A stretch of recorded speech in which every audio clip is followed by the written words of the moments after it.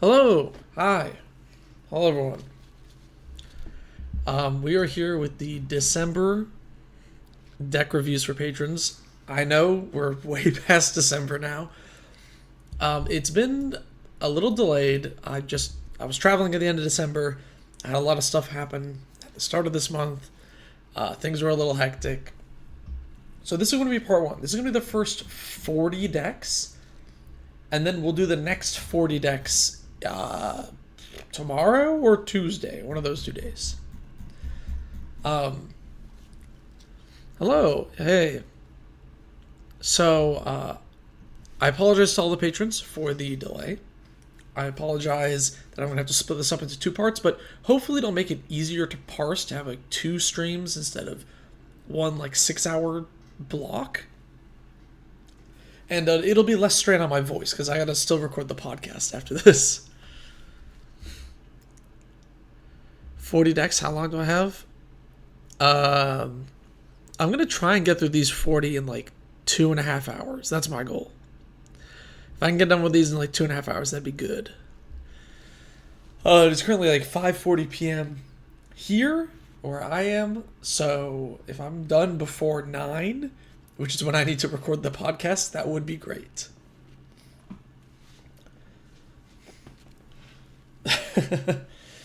Hello, everybody. Yo, what up, Karma? You took apart the deck. You submitted it well. Okay, I'll keep your review brief then. Okay, I will try to not destroy my throat here. All right, I'm gonna keep things brisk. We're gonna go through this quickly. I'm gonna try not to linger on any one deck for too long. That's less than 4 minutes per deck. Yeah, it is less than 4 minutes per deck. But some decks, the changes are kind of obvious. I guess we'll see. Yeah, I kind of didn't expect there were a lot of patrons in December, which I'm very grateful for. It's very awesome. I just didn't expect there to be 80, and 80 is a lot of decks. So, yeah, I'm probably gonna, for January, going to be upping the cutoff point, so I have more time to finish these. Yeah, what up, Grung? Yeah, well, I'm glad you're here at the start of this. Okay, so let's get into this one. This is +1/+1 Smiley Face by SoftestStar. Now, they've actually already submitted this deck for review before, so I'm now re-reviewing this list. Rules for how this works. The maybe board. These are things I'm cutting. Sideboard is things that I recommend adding. Some decks just ain't worth 4 minutes. Some decks don't need 4 minutes of explaining what the changes are. They're not that crazy, you know? Like adding Toski, I feel like you don't need me to spend a long time explaining why Toski is a good Magic the Gathering card. I just felt this deck, based on what I saw, needs more card draw, and Toski is a good option for card draw here. So the changes are more like that. So maybe board is things that I'm cutting. Sideboard, things that I'm adding. I'm usually cutting I'm making 3 changes at least, usually not more than 5, depending on the list. And I rarely will recommend cards that cost more than $10 individually.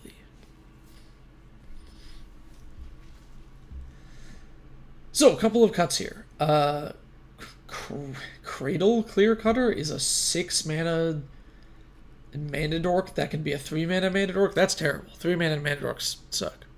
Yo, what up, Silhouette? I don't know how to pronounce the S with the symbol on top. That's kind of cool. Communal Brewing. This card's hella slow. I don't know why it's $3. I think this card sucks.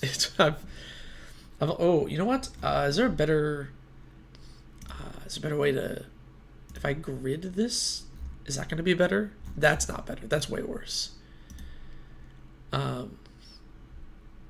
Is there a way to make this visually any better? Text and then I highlight it? That doesn't work. I'm just going back to stacks. Maybe I can zoom in a little bit more so it's a little bigger for everybody. Yeah, there we go. Communal Brewing. This card's really slow. And then Chromatic Lantern. I was looking at this deck's mana base. You got Taiga, Scrubland, and Rootbound Crag, and Triomes, and Fetches. Why do you need Chromatic Lantern for this list? Like, this mana base is phenomenal. Tons of, like, you don't have all the fetches, but, like, tons of dual lands and tri-lands. I don't think you need Chromatic Lantern. You know, so I think it's cuttable. So those are my 3 cuts. Adds. Toski, I think this deck needs more card draw. We're kind of a Naya aggro list. You kind of need to get in there. Yo, what up, Endless Calamity? Finale of Devastation. This is a finisher and also a tutor.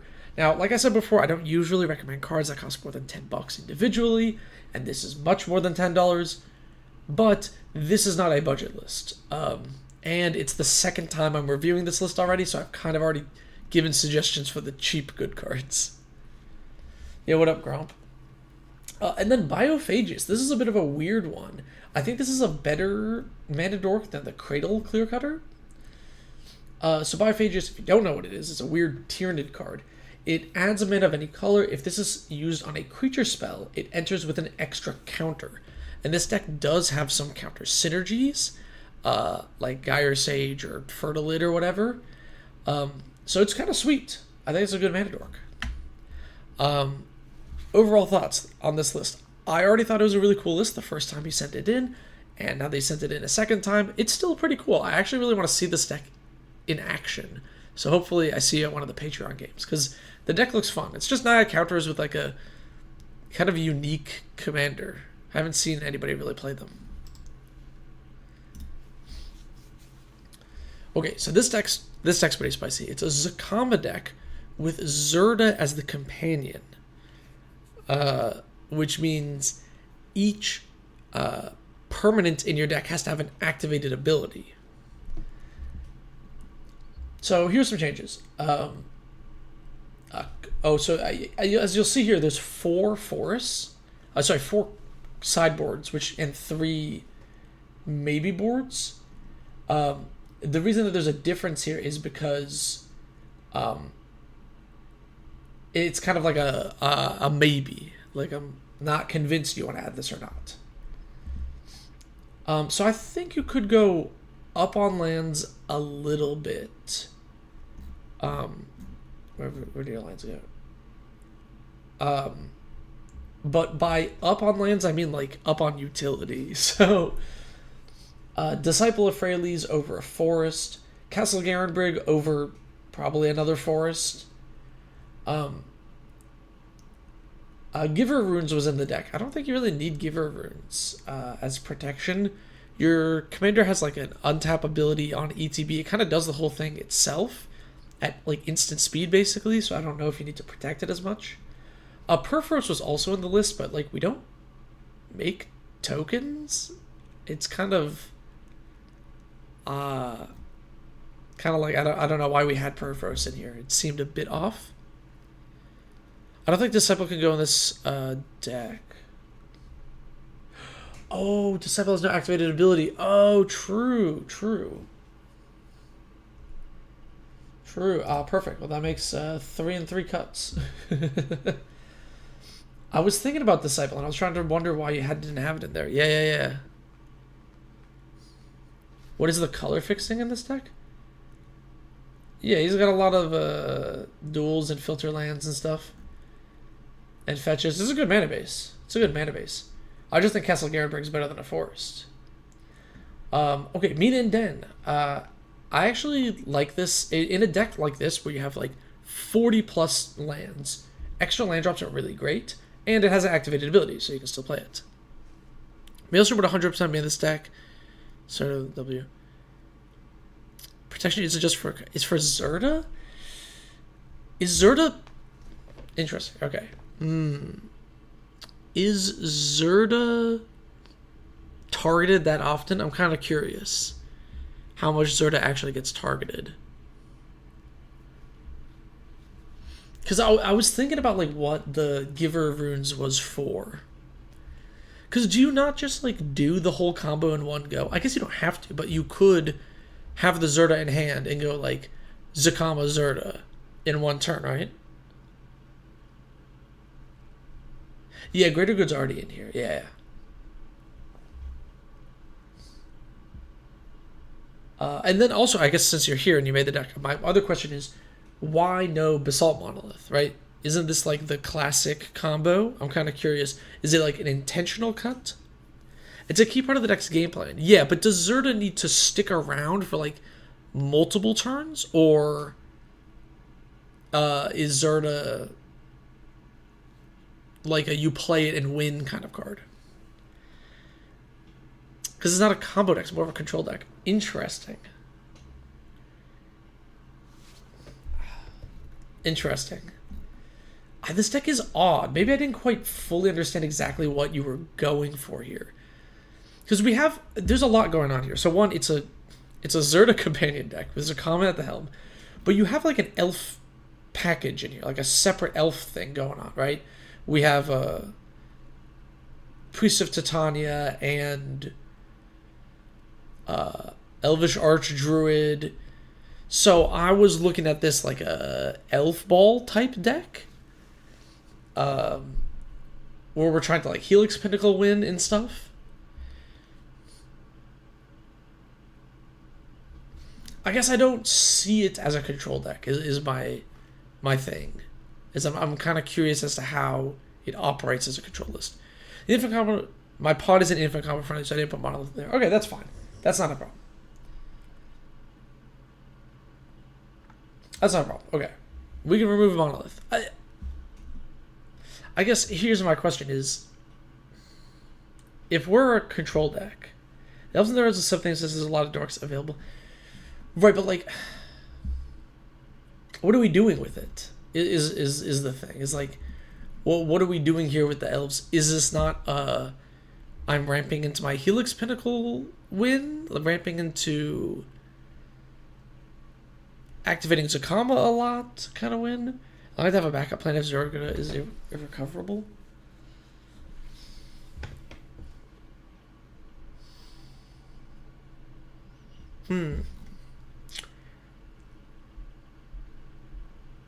Okay, I don't...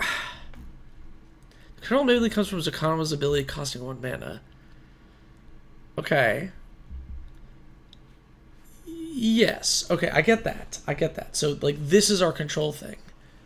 But, like, the rest of the deck isn't a control deck, right? Like, the rest of the 99 has nothing to do with control.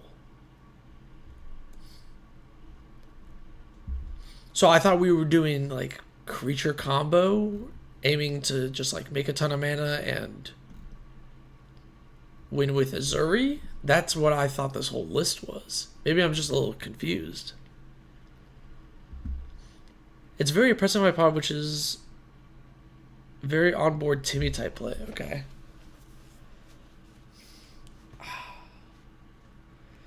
Alright, here's what I'll say. This deck is complicated. There's a lot of moving parts here that I think I wasn't quite understanding when you initially sent me the list.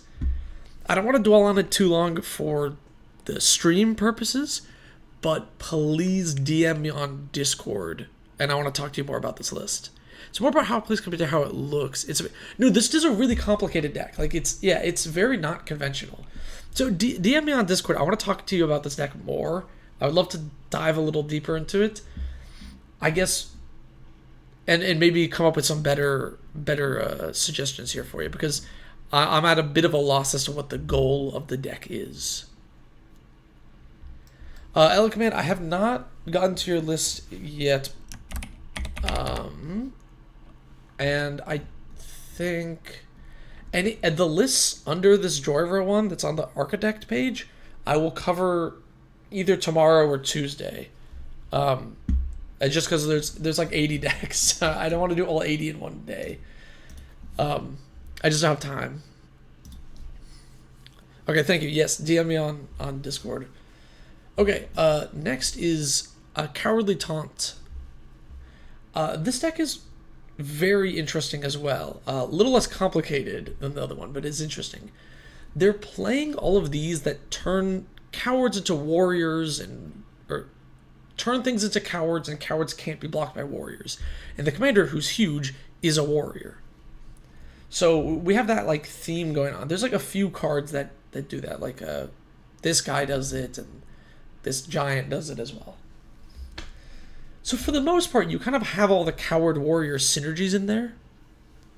Yeah, sorry, Alec, man, you gotta wait a little bit. Yeah, Happy New Year's, Chris. Hi, Blues. My day has been busy, but, you know, good. My dog was sick lately, which has been eating up a lot of my time. She was throwing up yesterday. So in this deck, you probably have all of the... you have all of the coward synergies, really. So I wanted to add more into the Goad plan, into the Zergo, Helm, Striker kind of plan. A couple of swaps. Mardu Banner. You know what I'm going to do? I'm going to move me. Where am I? Let's scooch over a little bit because the sideboard and maybe board's there all the time.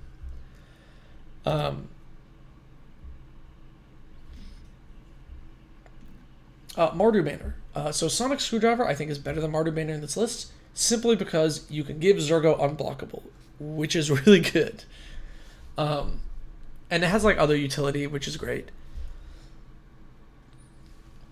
Conspiracy. Okay. This card just got reprinted, so it's pretty cheap. And you can turn all your dudes into warriors. You can...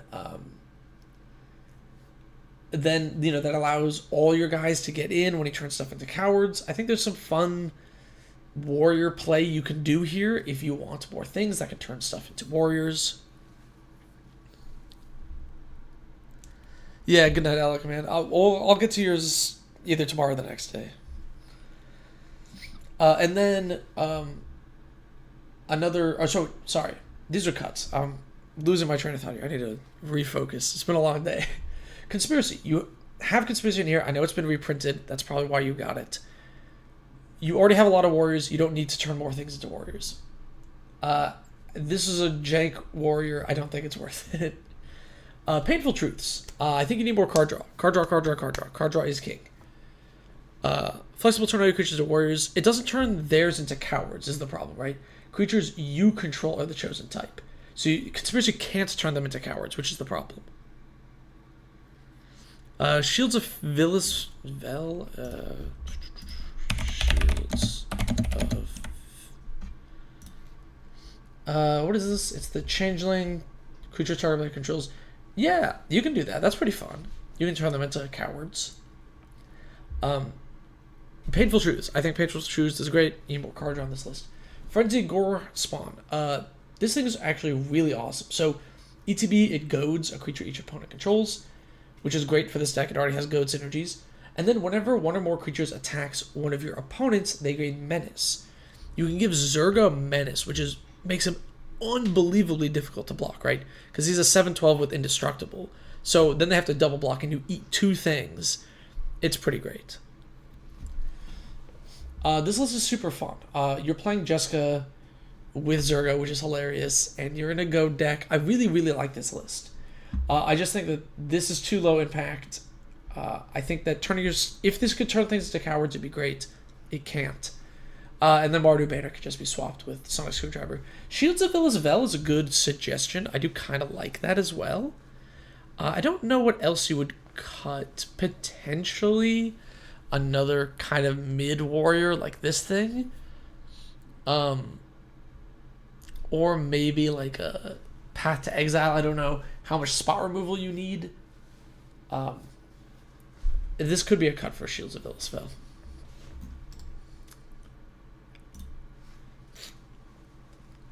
Okay, here's an Alenia deck. So this is the new order. Of course. When you cast a spell, if it's the first instant spell, first sorcery spell, or first order other than her that you cast this turn, you may have target opponent draw a card. If you do, you get to copy it. So what I was thinking is we need less sorceries and more instants, right? Because this commander wants instant speed effects specifically. Because you want to be able to cast an instant on player 1's turn, and then player 2's turn, and then player 3's turn, and then you can cast instants on your turn as well. Oh, what up, James? You thought you had Sonic Screwdriver in there already, must have been deleted. Oh, yeah. I mean, if you...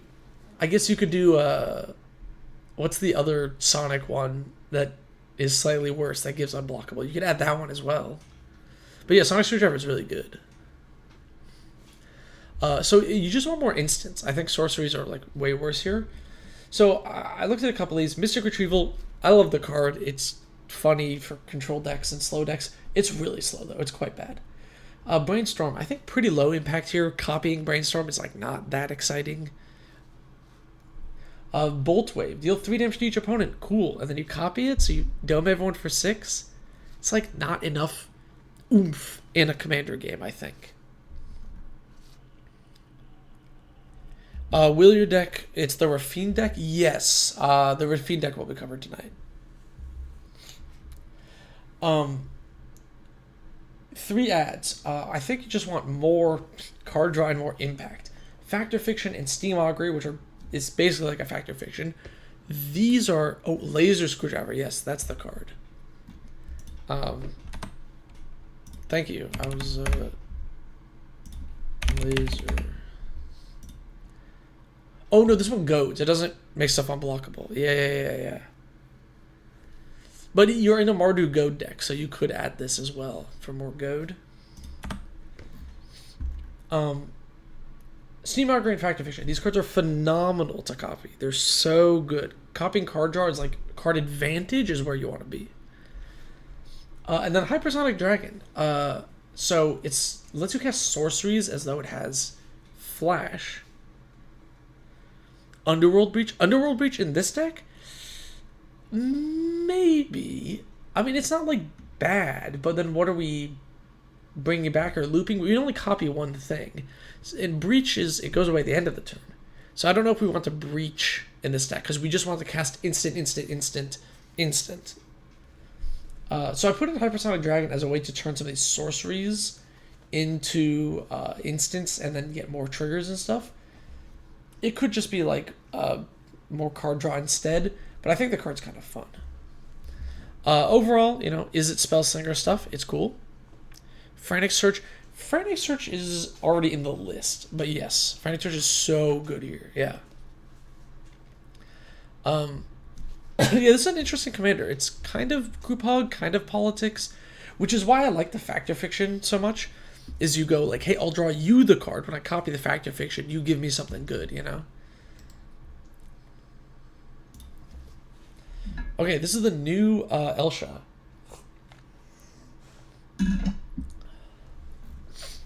Couple of changes here. So this list is just kind of like black-red, mid-range, sacrificey kind of stuff. Typical Elsha stuff, I think. Ral is a nice card you'd like to see there. What Ral?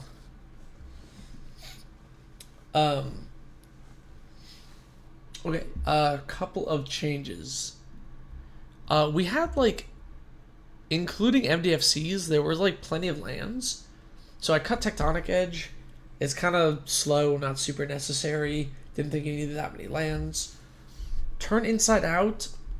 The Manifest is, like, okay in this deck, but it's not that great. Titan Strength and Turn Inside Out. I get that you want to buff Elsha's power, so you reanimate bigger things. Here's the thing, is your deck is already kind of low to the ground. I mean, look at your curve. It's all 2 and 3 drops. So giving Elsha like a plus, one-time burst of 3 attack doesn't really do that much better. Like, oh, you get Ingot Chewer back? Oh, Ral Crackling Wit. Yeah, the otter one. I think it was in the list already. Yeah, that one's fun. I like Ral as an otter. So, like, giving her the plus 3 attack is like, okay. What, you can get back your Ingot Chewer? Like, I'm not really blown away by that effect. You can get back this, maybe? And she already makes herself bigger anyway, so I don't know. It's kind of eh.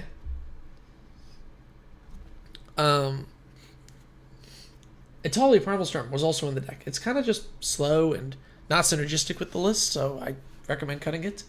And same with Dracoseth. I think Dracoseth is hard to reanimate in this deck, and it's just kind of whatever.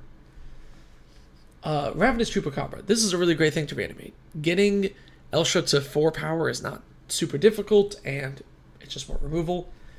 Memory Jar. I don't really like recommending super expensive cards, but this one's so good. If you don't know how Memory Jar works, is each player puts their hand aside in exile, face down, and draws 7, and then at the end of that turn, when you activate it, everyone discards their hand and gets their old hand back. So it's basically, for you, it's a draw 7 wheel, and for everyone else, they just mill 7, you know? Hello, Akali. Where can you submit your deck? It's on my Patreon. These are for December. I will get to the January ones much sooner, hopefully, than like mid-February. But yeah, it's one of my Patreon perks. Carador Doomscourge. This is really great in an attacking focus deck. You want to be attacking this deck. You want combat to be happening. This forces more combat, which is less blockers. Really great. Inti. This is a really efficient card that lets you discard and loot. Perfect for this deck. And then Anger. I was kind of surprised this wasn't in the deck because it's a haste enabler and you already have self-mill, draw, discard stuff, you know, like Faithless Looting in there. It's kind of a perfect fit. So yeah, those are my changes for Elsha, the buff reanimator. I like this commander a lot. I haven't seen her yet, but I think she's fun. Alright, and Hello by Bronze Zeppelin. Okay, so Anallo is interesting because you want like a good mix of creatures to sacrifice and instants and sorceries to copy, right? You want that split. So here's a couple of cuts. Ral. This Ral is really slow and not that good. It deals like 1 damage to target opponent or planeswalker. Like, that passive is nothing. Scry 1, not even card advantage. And then it'll copy something, like, okay, we already can do that pretty easily. This is a one-time end-of-turn Necropotence effect. It's useless to copy because you can already pay as much life as you want and draw as much. So it's like, doesn't work with the deck. Unless I'm getting this like wrong, but it doesn't make any sense, right? Because if I pay, 10 life and I copy it, do I just draw 20? But this isn't the type of deck where I want to pay 10 life anyway. So are you paying 3 and then trying to draw 6 for 5-mana instant speed at the end of your turn? Like, it's weird. Even if you are copying it, I don't think it's worth it, if that makes any sense. Hatred, same thing. Hatred is the type of card that you're like, I'm going to put like 20 life into this so my commander one-shot someone. And yeah, you can put 5 and then copy it and then buff 2 things by 5, but it's like, we don't have the life to burn in this deck. Where are we gaining it back? Aren't we just going to lose? So yeah, a Diabolic Tutor, really slow, 4 mana, Blood Tithe, same thing. It's just some life gain or whatever. This is all the life gain in the deck, basically. So, here's some changes. Malevolent Hermit. I really like this in the deck. It is a counterspell on the front half, which is pretty cool. It's a creature that you can sacrifice for Angelo. And when you sacrifice it, you can disturb and cast the backside, which makes your non-creature spells uncounterable.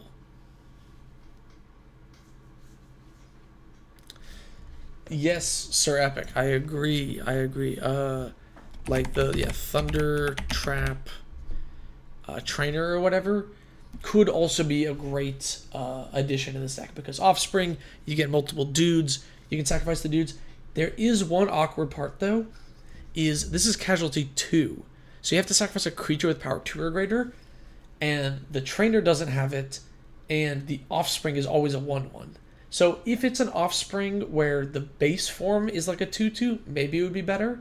But sadly, it doesn't actually work with the commander. It's a bit awkward. And then, okay, I'll get to those 2 in a second. Or those 3. Crypt Incursion. If you want life gain, forget Blood Tithe. It's going to gain you 12 or something? Crypt Incursion gains you like 21 life in the late game. It's crazy. Exile all creatures from a player's graveyard. Gain 3 life for each creature exiled and its graveyard hate. This card is so good. And then when I was looking at this deck and I was like, all right, what are we copying? Like, what are the big things we're copying with Anallo? Like, where's the value? There was nothing. Everything was like a 4-drop or 5-drop. Like, okay, I'll copy Pirate's Prize. Sure.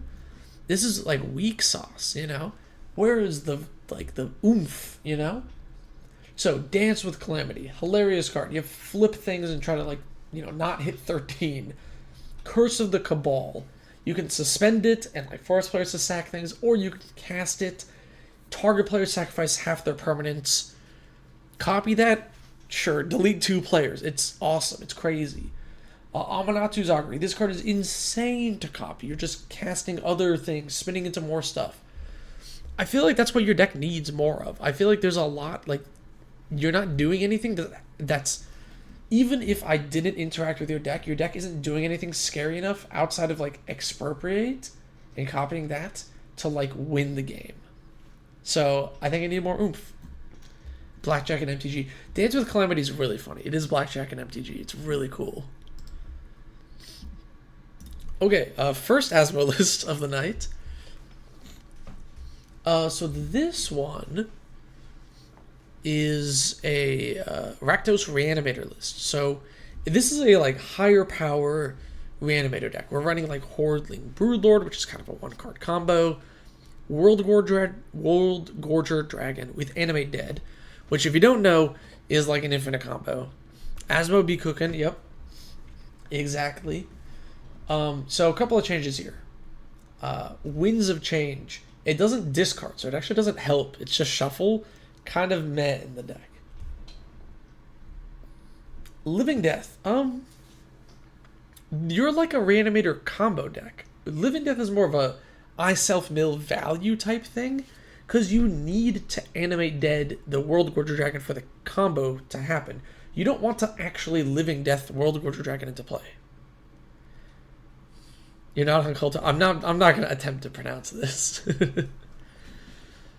And then you had this like zombie in here. If this is for a combo that I'm missing, DM me on Discord and let me know. But I don't know what this is. Black Market Connections isn't bad in this list, but I think this list wants to be faster than that. This has ways to win on like turn 1. So I think it's just too slow for this type of deck. Would you write Sealand Gesundheit? What is that? So a couple of changes. A Bone Miser. Something disconnected. Bone Miser. Since we're self-discarding, this can let you draw and kind of do a pseudo storm turn if things aren't going your way. Asmo Dash. Yeah. They did. Yes, they didn't have Oval Chase Daredevil. This is like one of the best cards of the deck. Okay, so if you don't know, Oval Chase Daredevil is a 4-mana 4/2. When an artifact enters the battlefield under your control, Oval Chase goes from your graveyard to your hand. With the cookbook, since discarding a card is a cost, you tap, discard the Daredevil, then the food gets made, and then the Daredevil goes back to hand, giving you infinite discard fodder for the cookbook. So it's perfect in the deck. And then, look, you're playing like high power, close to CDH here. Where's your deflecting SWAT? We got the Red Alley Blast, we got the Pyroblast. I think you would also need it in this. I assume people are playing like Force of Will in your meta. Okay, no infinites with Dredgescape Zombie on Spellbook. Yeah, that's what I checked. I couldn't figure out why this is in there. Is it fine to proxy a precon and not be ashamed? Is it fine to proxy a precon? I mean, yeah. You can proxy a precon. It's kind of funny. Oh, you unplugged your secret camera. Thank you, Hi-Ho. Alright, thanks for unplugging that for me. Yeah, overall, this is a really high power list. It was quite difficult for me to make cuts, but luckily you missed Oval Chase Daredevil, which was an easy add. Asmo. And guess what? This list also missed Oval Chase Daredevil. 2 Oval Chase Daredevils missed in both lists? Like, come on. Okay. So a couple of changes. This is not a high power reanimator list. This is more of an artifact reanimator mid power list. We're playing like, you know, Goblin Welder, Feldon of the Third Path, that kind of stuff.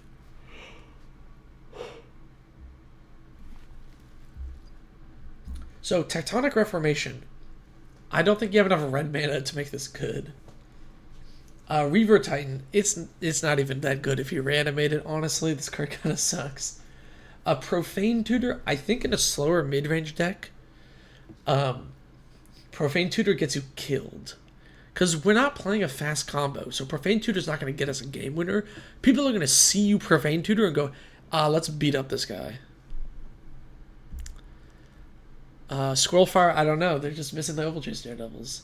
And then Platinum Angel was in here. I think this also gets you killed. I think it gets you focused. Black Market Connection. Okay, yes. Black Market Connections may be good in this deck. I think it's a bit expensive. Yeah, it's a little past the $10, so I don't usually recommend cards like that. But yes, Black Market Connections would be good in this deck for sure.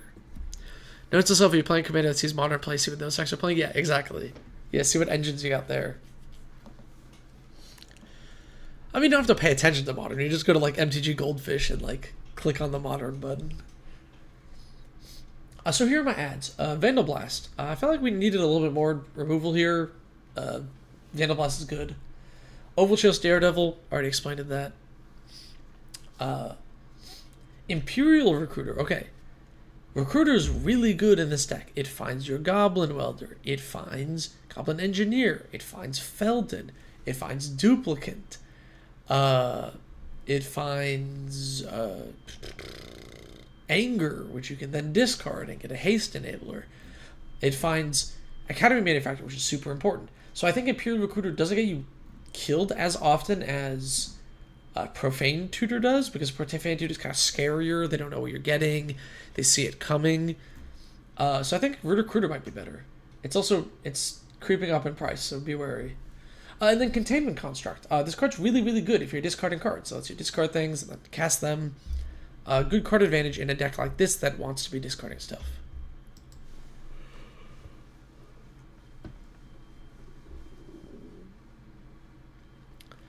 I mean, Platinum Angel can, but it also means like people might attack you, get you to 1, and then later kill your Platinum Angel. You know what I'm saying?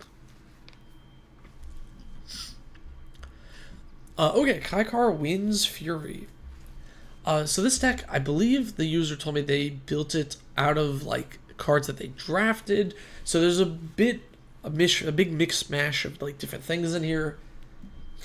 Here are some suggestions. A couple of cuts. Sorcerer's Spyglass is a bit out of nowhere. Teach by Example is kind of mid. Evolving Wilds, really slow. Helpful Hunter doesn't do anything with the deck. Dive Down.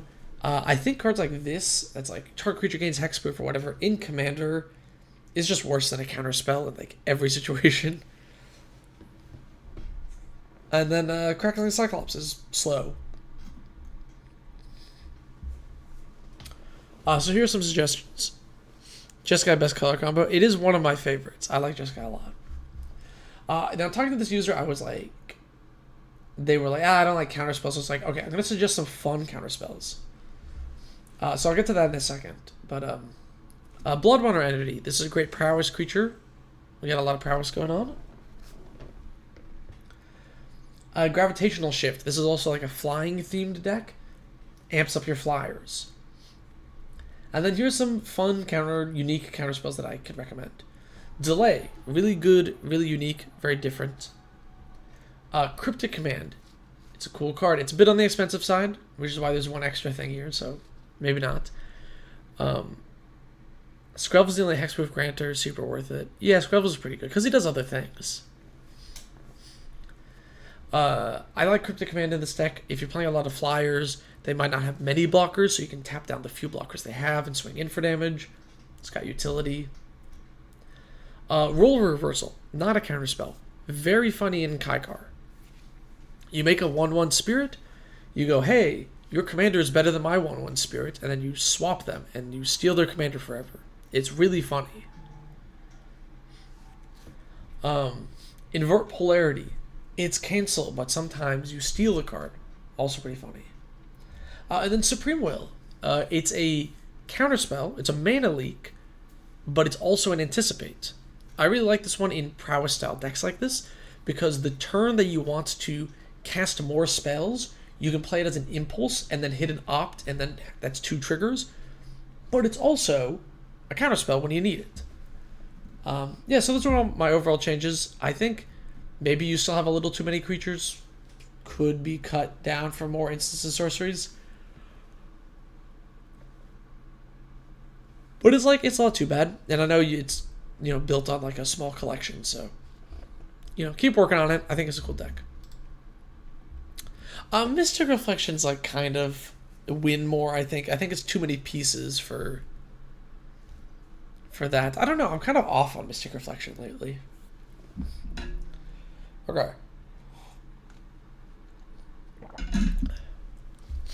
Next. Now, this user specifically told me that they're dying too early in their playgroup. And it's because the deck is really scary and strong in the late game, so they get beat up early game. So, I was thinking about your curve a little bit here. Balancing out creatures, non-creatures, the challenge. Yeah, exactly. There's another deck we'll talk about that has a similar problem. So, I'm cutting a bunch of your 3 mana ramp for 4 mana ramp. Why is this? What am I doing here? Right? Why am I making this change? How is this going to help you not die earlier? Because it lets you curve out to your bigger stuff sooner.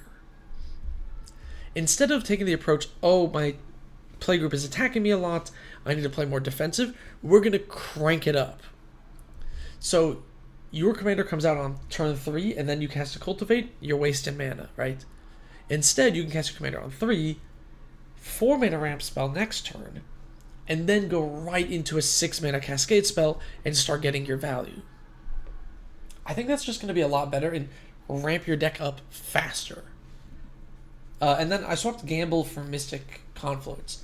I know in Cascade decks, people are like, oh, you can't run any counterspells. But, I guess that you're running this one. But you can run counterspells, because you can run Mystic Confluence that has other effects. So those are my suggestions for this. I'm kind of curious if that helps you just speed up your game plan, and then that alleviates the problem of your teammate, your pod teaming up on you. I guess we'll see. Banana Slammer Kibo Control.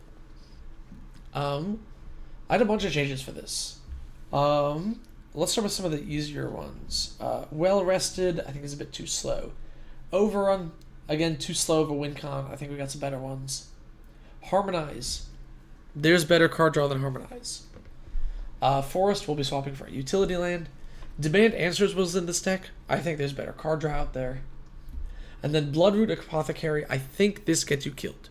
We're not a poisonous deck.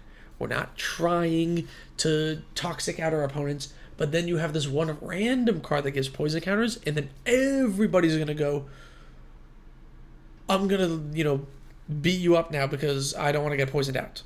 And it's like, okay, this is just going to get you killed.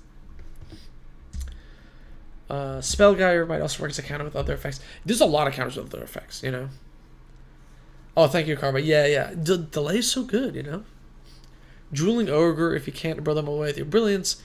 Baffle with your bullshit. It's funny. So, a couple of changes. Toski. This card is ridiculous. It's only $5 right now because it got reprinted. Buy Toski. Buy your Toskis now before they go back up in price. This card is ridiculously good for card draw. The Shire and Skark Rage Pits. Your commander actually puts counters on himself. He gets big. Giving him trample with this is excellent. The Shire, you have like artifact synergy, so making food is pretty great. It's just better than a forest, really. Rampage of the Clans. This is a great finisher in this deck. This blows up all artifacts and then turns them into 3/3 centaurs at instant speed. So you can do it on your turn, turn all your bananas and foods and treasures into 3/3s, untap, swing in. And of course it triggers your Viridian Revel and stuff. Glisa, Sunseeker.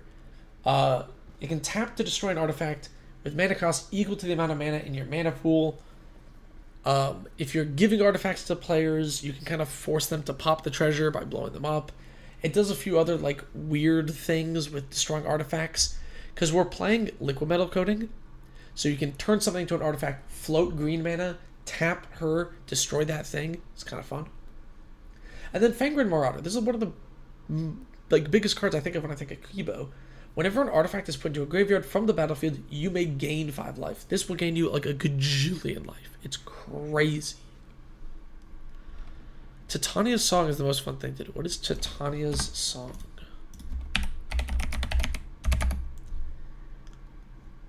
This? Each non-creature artifact loses all abilities and becomes an artifact creature power up to equal to its mana value. These are, oh, yeah, it's like a March of the Machines. Yeah, so you just permanently turn them into like 0/0s. It's kind of neat.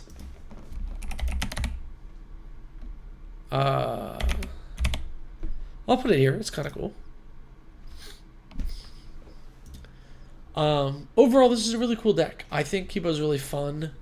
I kind of want to build, not Kibo, but the Jund legendary creature that like gives your opponent treasures and then like punishes them for using it or whatever.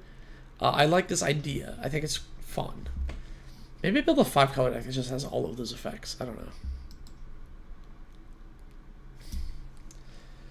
Balin the Babysitter. I think I forgot to write who this is by, but yeah. Oh, by the way, notification just reminded me. All my stuff is on Architect. So if you're... Yeah, the link should be in the description, I think. So follow me on my Architect if you want to see all of these lists.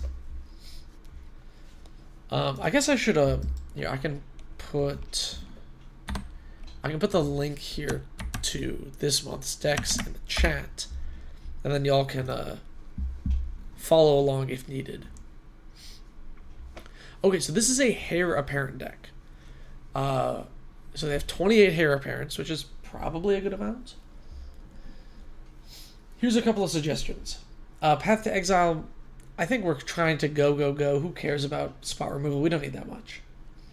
Lightning Greaves. Cutting Lightning Greaves. You might be saying, whoa, this is kind of crazy, right? Why are we cutting Lightning Greaves? It's not that good in this deck. I don't really know what we're protecting or giving haste to. Perforos is already indestructible. Modrak, already indestructible. These things are like fine, but you don't have that many creatures. You don't want to put the Lightning Greaves on. The Heir Apparent. And Balin, you can play after you have things in play and then tap everything at instant speed. So, like, who cares about removing Balin at that point? Or haste? It just seems kind of meh. Couple of suggestions. Dusk. This is crazy in this deck. There's a bunch of screaming outside. Hopefully you can't hear that. Heir Apparent is... a 2-power creature, and it makes 1/1s. So Dusk is great. You just clear the board, all your dudes attack. Selfless Spirit. I think it's better than Dawnstruce, because it's a creature, so it works with your commander, tapping it, and Imperial Recruiter. Imperial Recruiter is great in this deck. With Selfless Spirit especially, you now have more utility. The Recruiter can grab a board wipe protection spell. Yeah, did you hear the screaming? I don't know what's going on. There's like a courtyard for my apartment complex, like right outside my window. So with the Imperial Recruiter, if you had Selfless Spirit, it can grab board wipe protection. It can also grab Seedborn Muse. It can also grab a Heir Apparent if needed. It can also grab Drumbeller or Delaney and get all these different things. Elish Norn. Elish Norn could be in here. It's a bit win more. They already have Panharmonicon. And Elish Norn does draw a bit of hate, so I don't know. Maybe. Elish Norn could be good.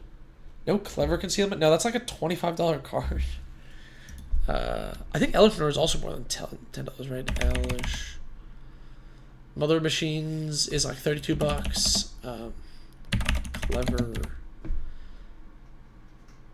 Clever Consumer's like $20, yeah.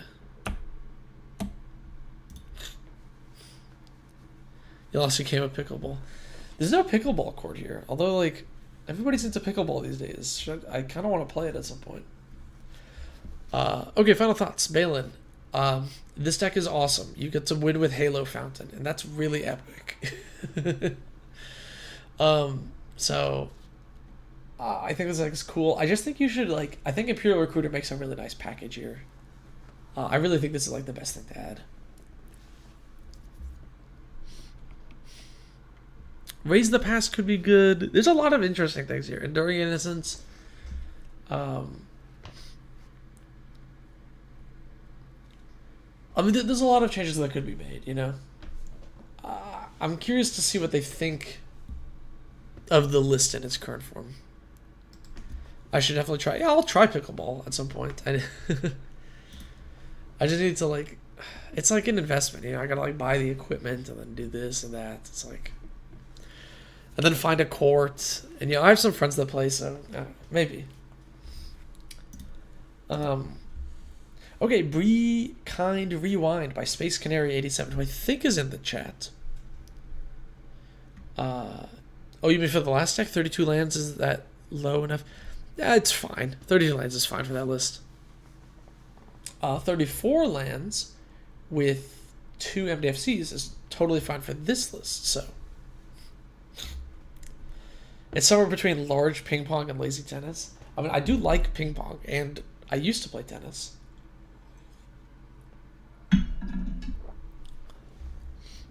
Okay, Winter. So this is a reanimation / delirium thing, right?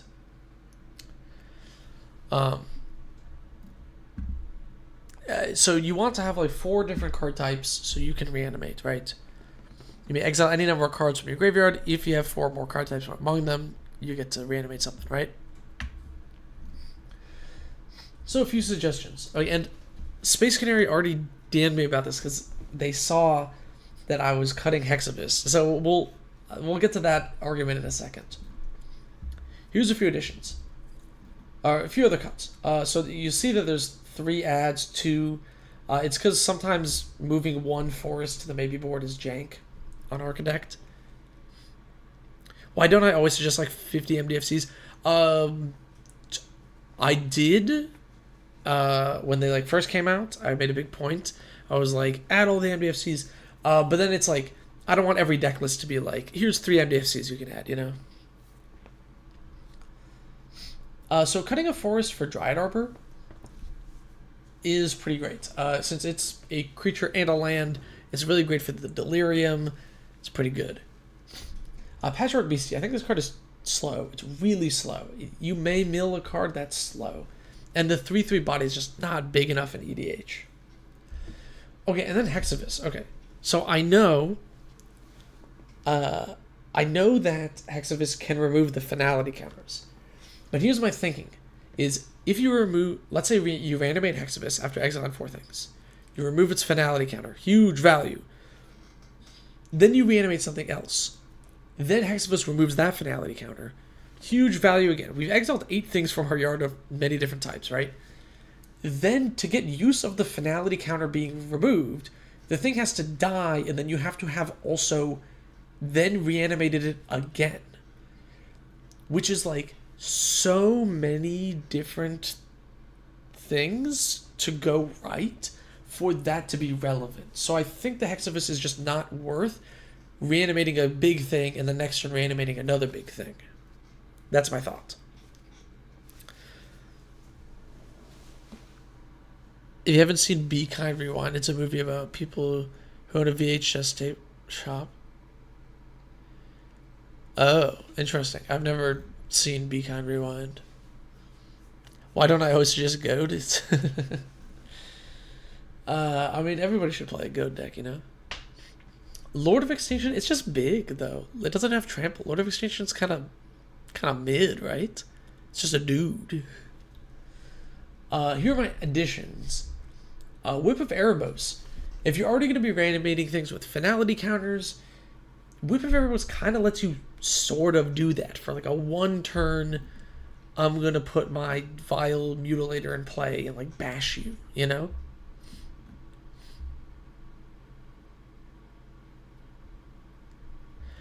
That makes total sense. Is Feign better because he ramps you? Feign the Broker?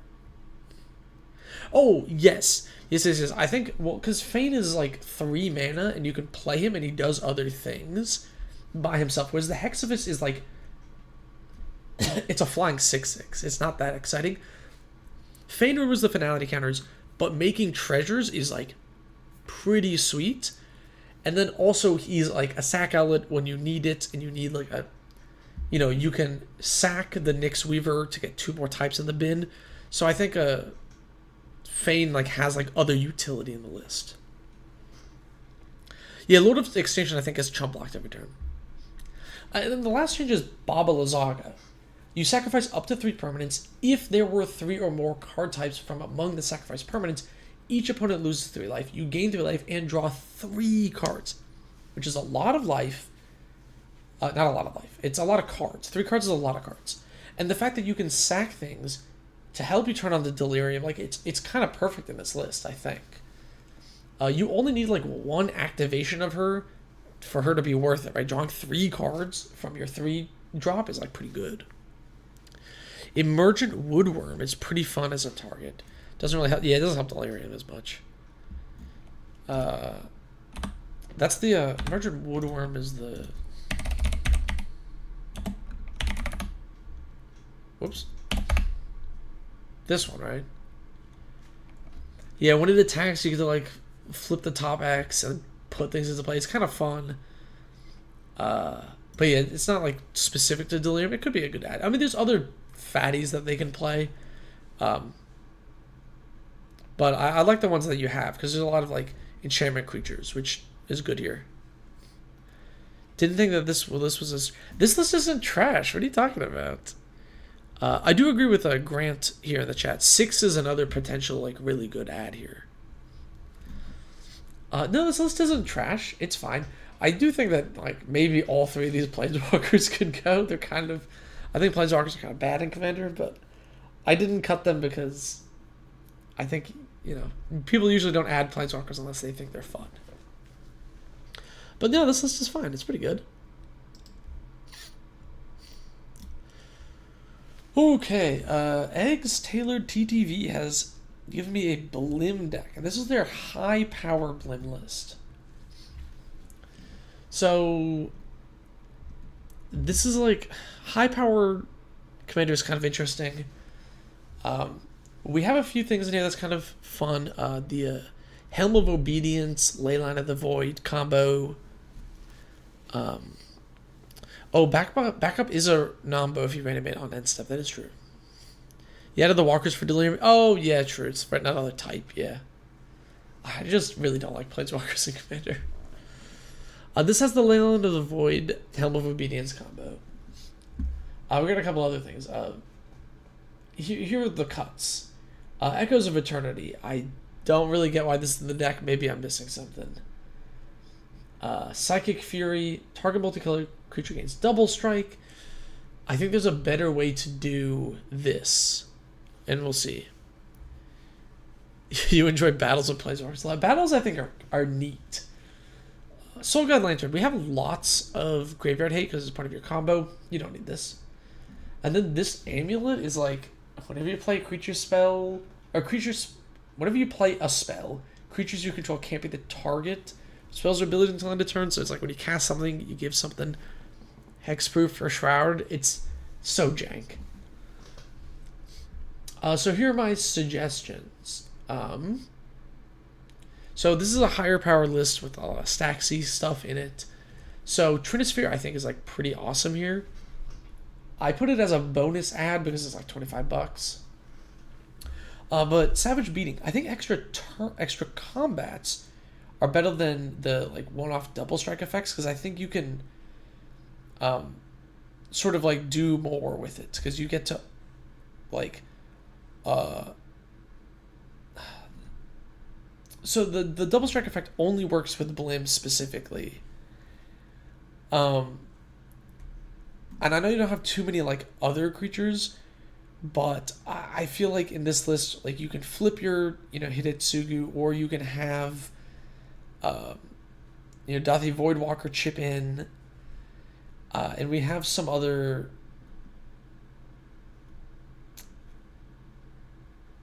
Well, see, now I'm second guessing myself. Yeah, no problem, Space Canary. I'm kind of second guessing myself. Is Psychotic Fury better than Savage Beating? I don't know. This can give your whole team double strike, but I guess you don't have many creatures. I don't know. I guess whoever made this deck, when you watch this, DM me. I'm kind of curious to talk to you about these two, because I feel like maybe giving your.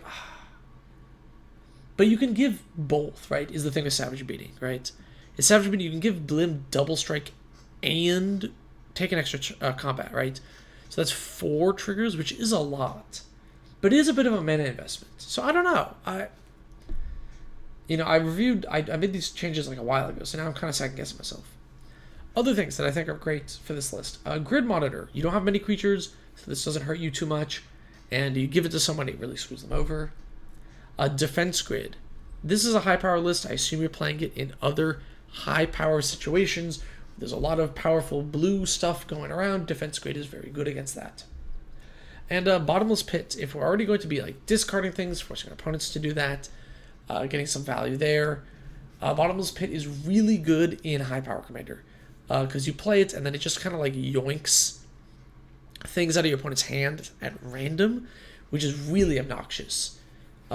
It's a little too slow for CEDH, but I feel like it's probably at home in high power, so maybe that. Lizard Blades. Lizard Blades is another option. It's like permanent double strike. Is Psychotic Fury better than a Savage Beating? Wild thing. Yeah, it clipped out of context asking if anything's better than a Savage Beating is kind of funny. Yeah, I'm thinking about these two. It's kind of interesting. I'm curious what the deck creator has to say about my suggestions. Blim's fun though. Bottomless Pit is, look, I think in high power casual it's really, really good. And this card it's so strong. It's so good. Oh my god, we're at that 1 hour mark. How many decks have we done? 1, 2, 3, 4, 5, 6, 7, 8, 9, 10, 11, 12, 13, 14. I'm a little behind. We gotta keep going. Okay, Heny. You'll also notice this deck has there's 67 cards in here. Ensnaring Bridge? No, Ensnaring Bridge can stop Blim from attacking. You don't want that. Heny. Okay. So this player, their Heny deck is really... I don't want to say jank, because it's kind of fun. It's cool. It's very unique. They have a core set of 70 cards. And then the other 30 cards of the deck are randomly selected each game to mix it up, which is funny. So I was just editing their 70 card core thing. Is there an idea of how long this stream's going to be? Well, in 2.5 hours ish, at 9 p.m. West Coast time, I need to record the podcast with Elk and Snail. So.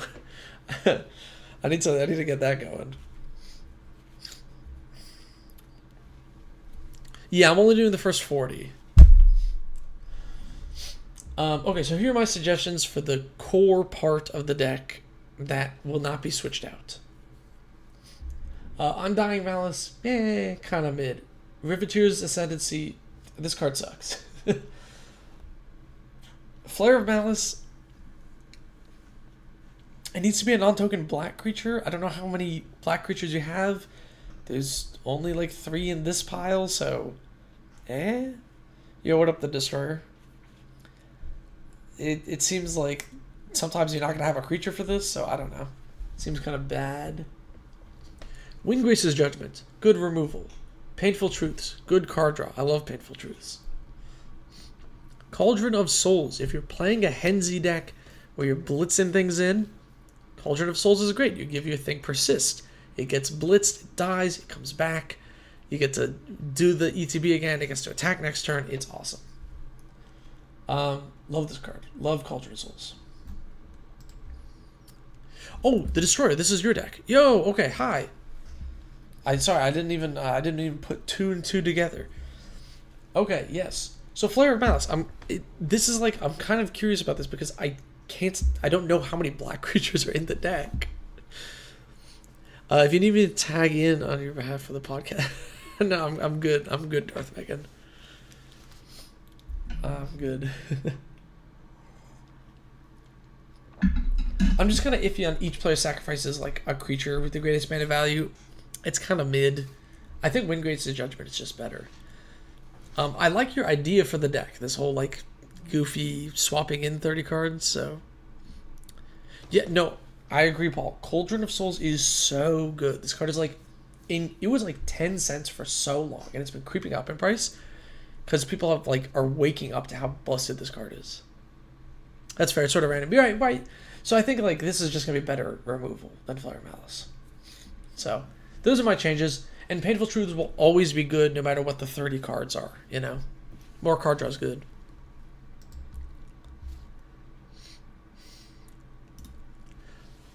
Okay, Brave Little Toaster by Toast.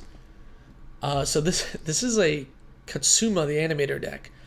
Katsuma puts counters on non-creature artifacts and then turns them into artifact creatures. And it specifically works better with vehicles. So here's a few changes. Aether Vial. We don't have that many creatures of like a specific mana cost. It's kind of slow and bad. I know you can turn it into a creature, but eh. Hearthstone. It is good with your commander and not much else, so eh. Thanks, I think when I made the first deck, I was on a budget, so I didn't throw in Cauldron of Souls. Once I upped the price, I forgot about it. Yeah, Cauldron's good. Brave Little Toaster does not hold up. I haven't seen it in so long. I feel like it holds up. Maybe I'm wrong, though. Ichor Gauntlet. You have, like, 4 Planeswalkers. It's kind of niche. It's sort of a fun card, but I think this is just going to get... This is just not going to get enough value.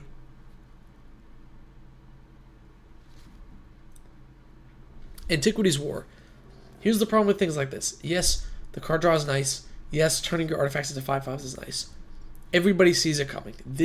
You play Antiquities War and people go, oh, I should board wipe them. I should blow up their artifacts. Got it. So it doesn't usually work out too well. Here's a couple of changes. 1, you needed more lands. War Room, Mech Hanger, Buried Ruin, Archwave, and Evasion. I recommended 4 lands. Because there's only like 30 in the deck. And you have like 7 drops and 6 drops in the deck. So, yeah. Please add all of these lands. Archway's really good for artifacts. Buried Ruin gets your artifacts back. Mech Hanger animates your vehicles. It's great. War Room draws you cards. Boom. Those are my suggestions. Budget Renma Goad by Ice Cream Swagger. Okay. So Renma, cool commander. Love it. Couple of changes here. Palladian Mirror, I think it's still really slow. I know it triggers the commander, but it's like really slow. Exsanguinate just seemed kind of like a weird finisher here. Like,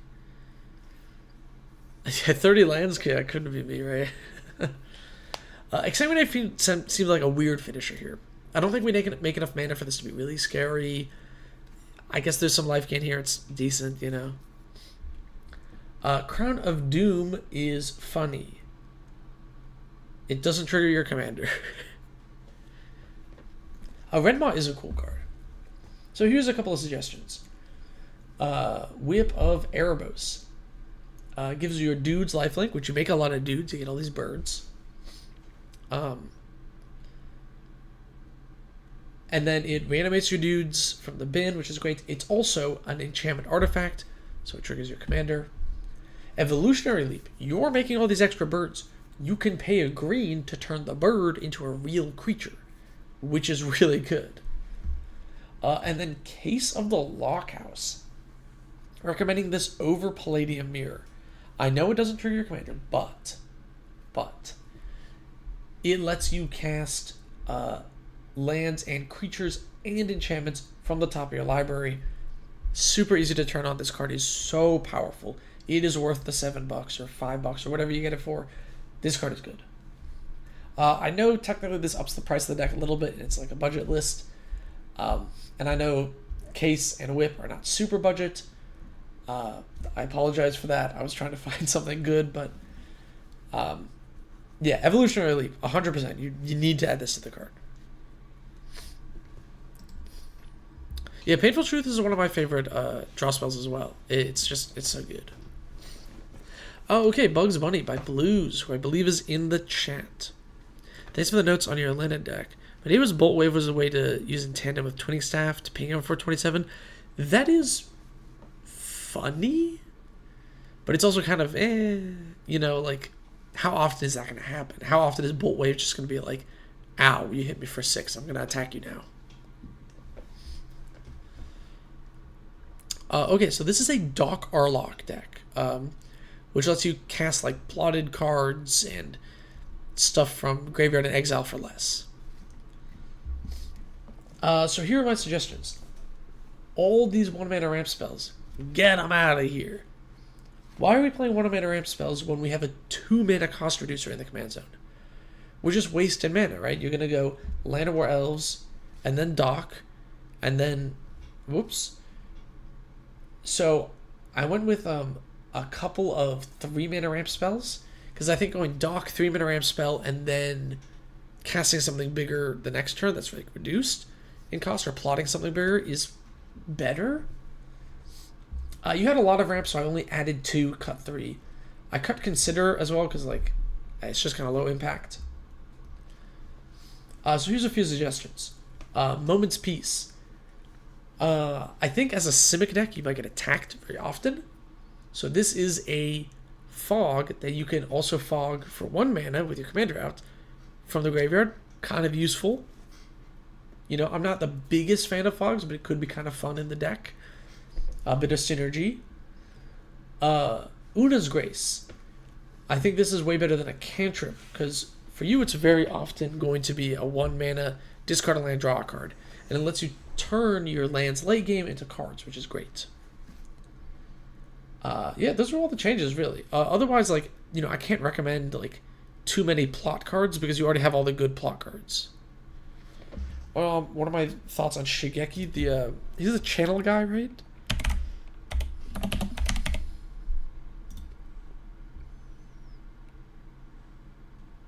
Did the Renma deck have alpha status? No, it didn't. Although that card is pretty funny.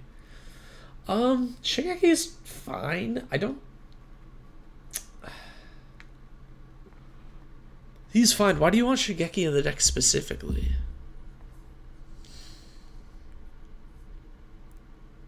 Just to get things back? I mean, he's an okay ad. You could get rid of something like, I don't know. What other recursion do you have? I guess maybe you need it for recursion. You could get rid of something like Splunking for it. Yeah, I don't know. I think Shigeki is fine in the list, but I don't think he's that amazing, so probably wouldn't play him. Just more mill and recursion. I guess he does mill. I don't know. I'd say if you were gonna play him, probably over like Sweet Oblivion. You could do Shigeki over Sweet Oblivion. Probably better. You feel like you played against this exact list last Monday? You did, in fact. Oh, oh! Did you guys play a game in the Discord? That's fun. Yeah, this deck seems cool. I'll have to play against this. I'll have to play against this at some point. I'm kind of curious how well it works.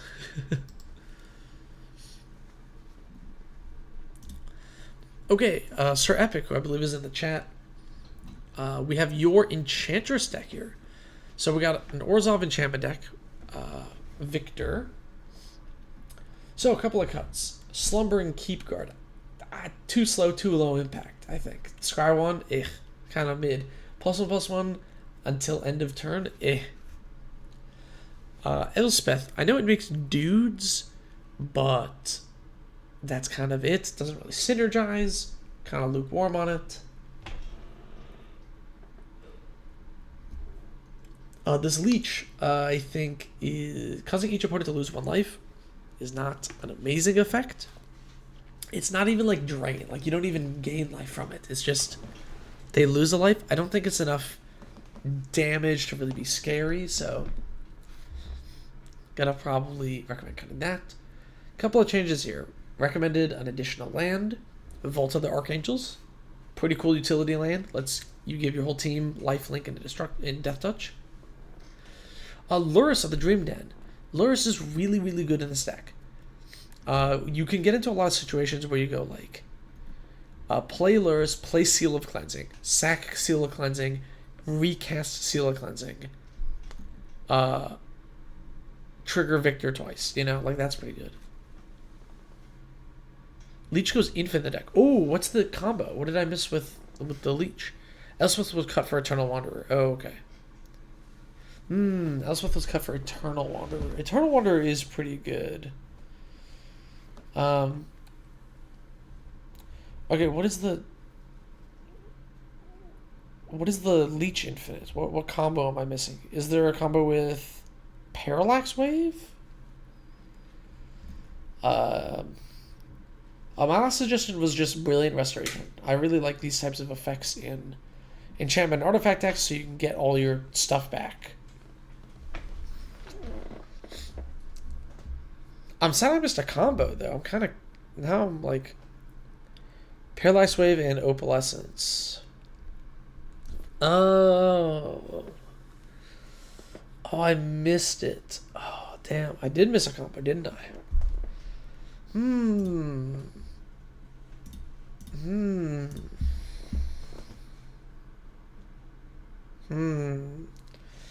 Well, now I gotta recommend another cut.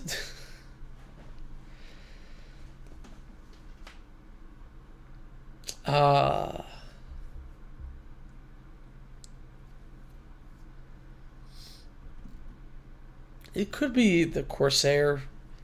It's kind of slow. 3 mana for a reduction. 3 mana for ramp that dies to a board wipe. It's probably not worth.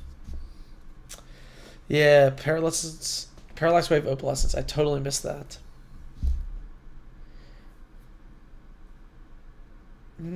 Okay. Alright, then I would say cut the Corsair then. It's like 3 mana ramp that dies, you know?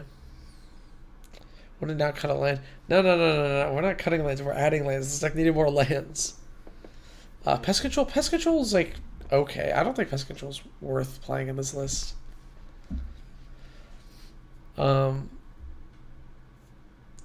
If you cut Elspeth for the Eternal Wanderer, what else would I cut? Is the real question.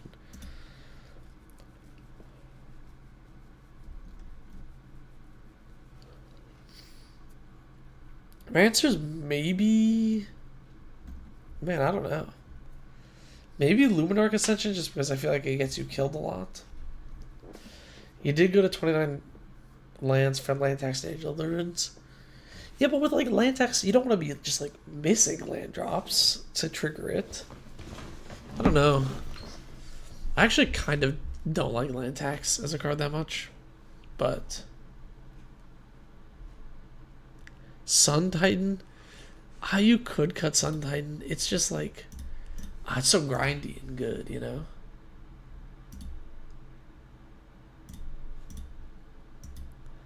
It is the most mid creature. Yeah.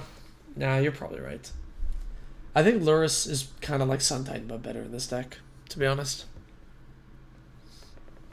It's probably just a strict upgrade. And then Brilliant Restoration. I think these are cards like this are super important. I think this will be really good. I think this is my changes though. Let me add the Eternal Wanderer.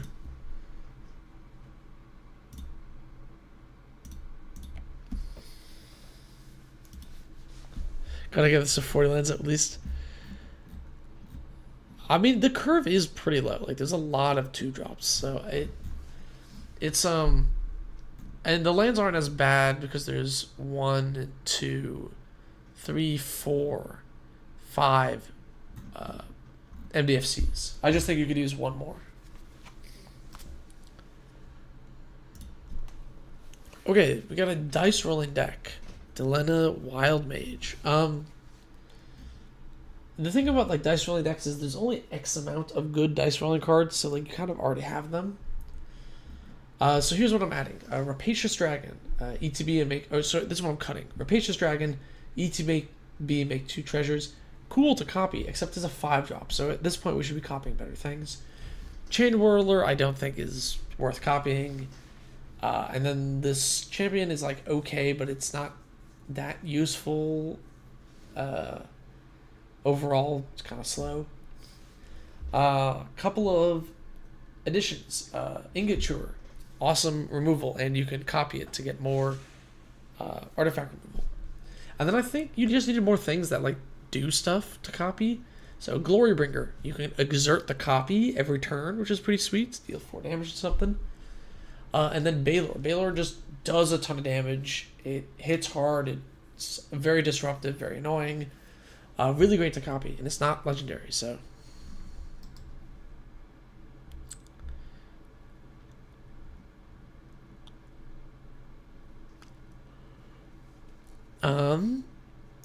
Okay, next. S'more Dude has, do you know what it really means to be a hero? So this is a weird commander. It's like, when it hasn't dealt damage yet, it has hexproof and unblockable. And then whenever he deals damage, you make a 1/1 dude with menace, and then when you do, you return an equipment from your graveyard to the battlefield attached to that.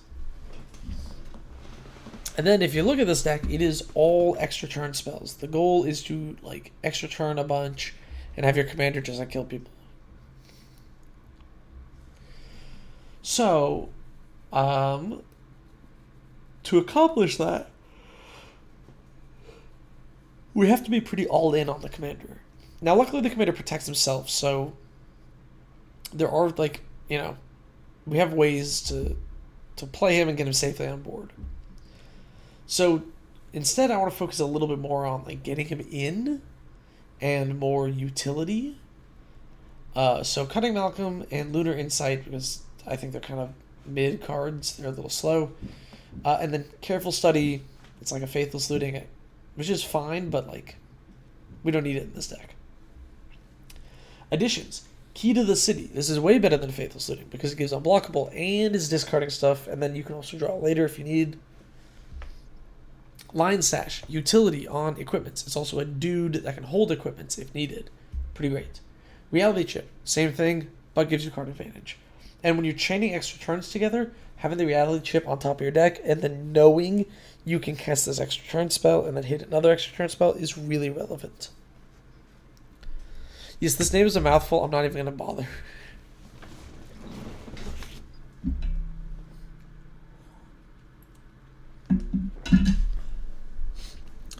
This deck overall is, like, interesting. I don't... Esper Voltron is, like, not super common. I do think maybe you need a couple more, like, 1-mana interaction counterspells. But it's probably fine. Cool deck. Let's see, how much more do we go? Gotta use a bit more.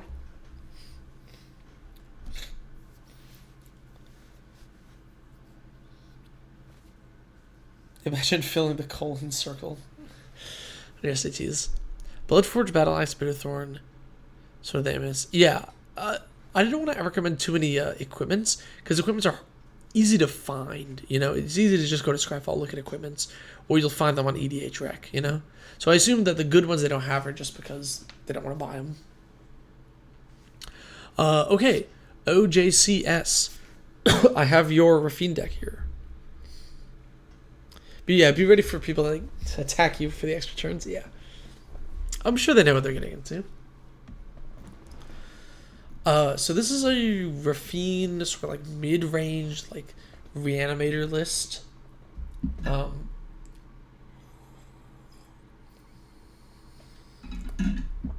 Couple of changes. Bone Miser. I think we're not discarding enough for this to be worth it. And this is more of like a Stormy kind of card. Not super great Reanimator.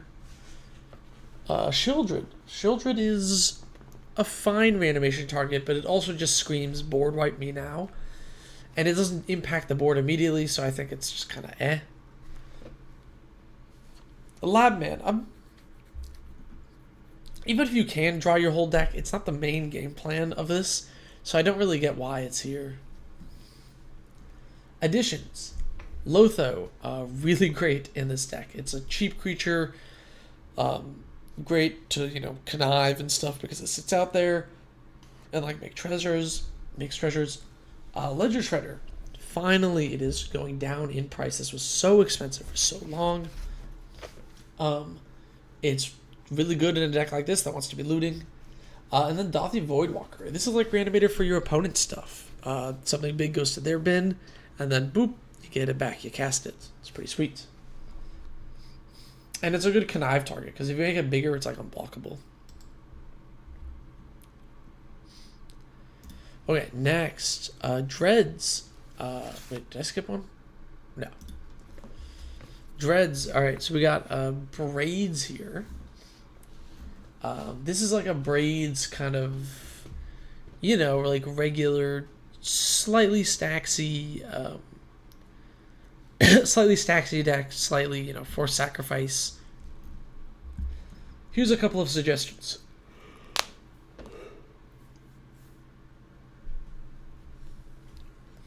Yeah, Ledger Shredder is so good. Abyssal Harvester. I think this is a little slow. Tap abilities like this are kind of, that need other things in play are sort of eh. Graz. I get this as a finisher, but I don't think you go wide enough for Graz to be good. Since submitting the deck, you've removed Bone Miser and added Maha instead. That is there because I have a wedding ring plus... But I feel like it's not a good reason to have Labman in the deck. Right? Like, I feel like Labman's gonna, like, most of the time be a 3-mana 2/2, which sucks. Yeah, Wedding Ring plus Consecrated Sphinx. It's just so jank, though. I don't know. Braids is fine. I don't think it's that bad.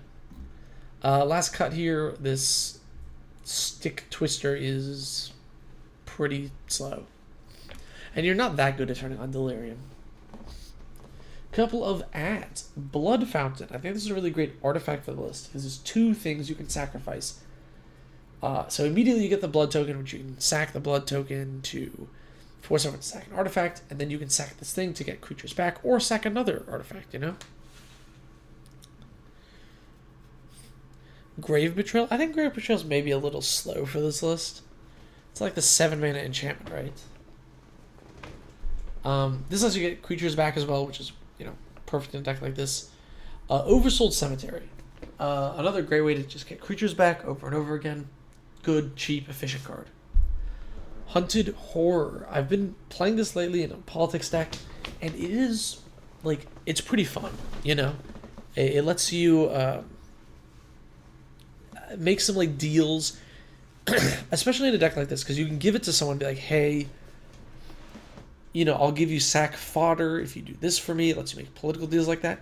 Or you can give the Centaur to opponents that don't play many creatures, and then they have to sacrifice it when you make everyone sack a creature, and then you just have this Hunted Horror that's a 2-mana 7/7 with trample.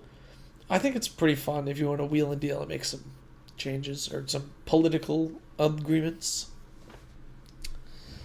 9 Lives is pretty good in this deck. 9 Lives Familiar and Mind Slicer is good too. I didn't want to recommend Mind Slicer if they just don't want to play that type of game, you know? This is a style of card that is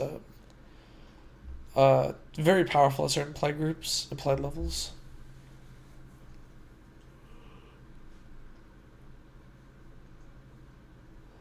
Yeah, I agree, Blues. Hunted Horror is really fun. I've been having a blast playing it. Okay, so that was Braids. Overall, Grump, I think your deck is pretty good. It was hard to make changes to because all of the stuff is pretty efficient. I just think these are a little eh. and then these are just kind of better, you know? Oh, I see the lab man got removed, and it's more of a control list. Interesting. Maybe send me the list now so I can take another look at the updated list. Okay, Ivoire Wolf Kissed. I use Mind Slicer and Target to stop attacks from him. That's funny. So this is a Saga Commander, right? And we're playing a lot of Sagas in this deck, which makes sense. Here's a couple of changes. Burgeoning. I think I'm sold on hating this card. It is so bad. If you're playing like a Wheels deck that's like constantly filling up and having tons and tons of lands in play, sure. Great.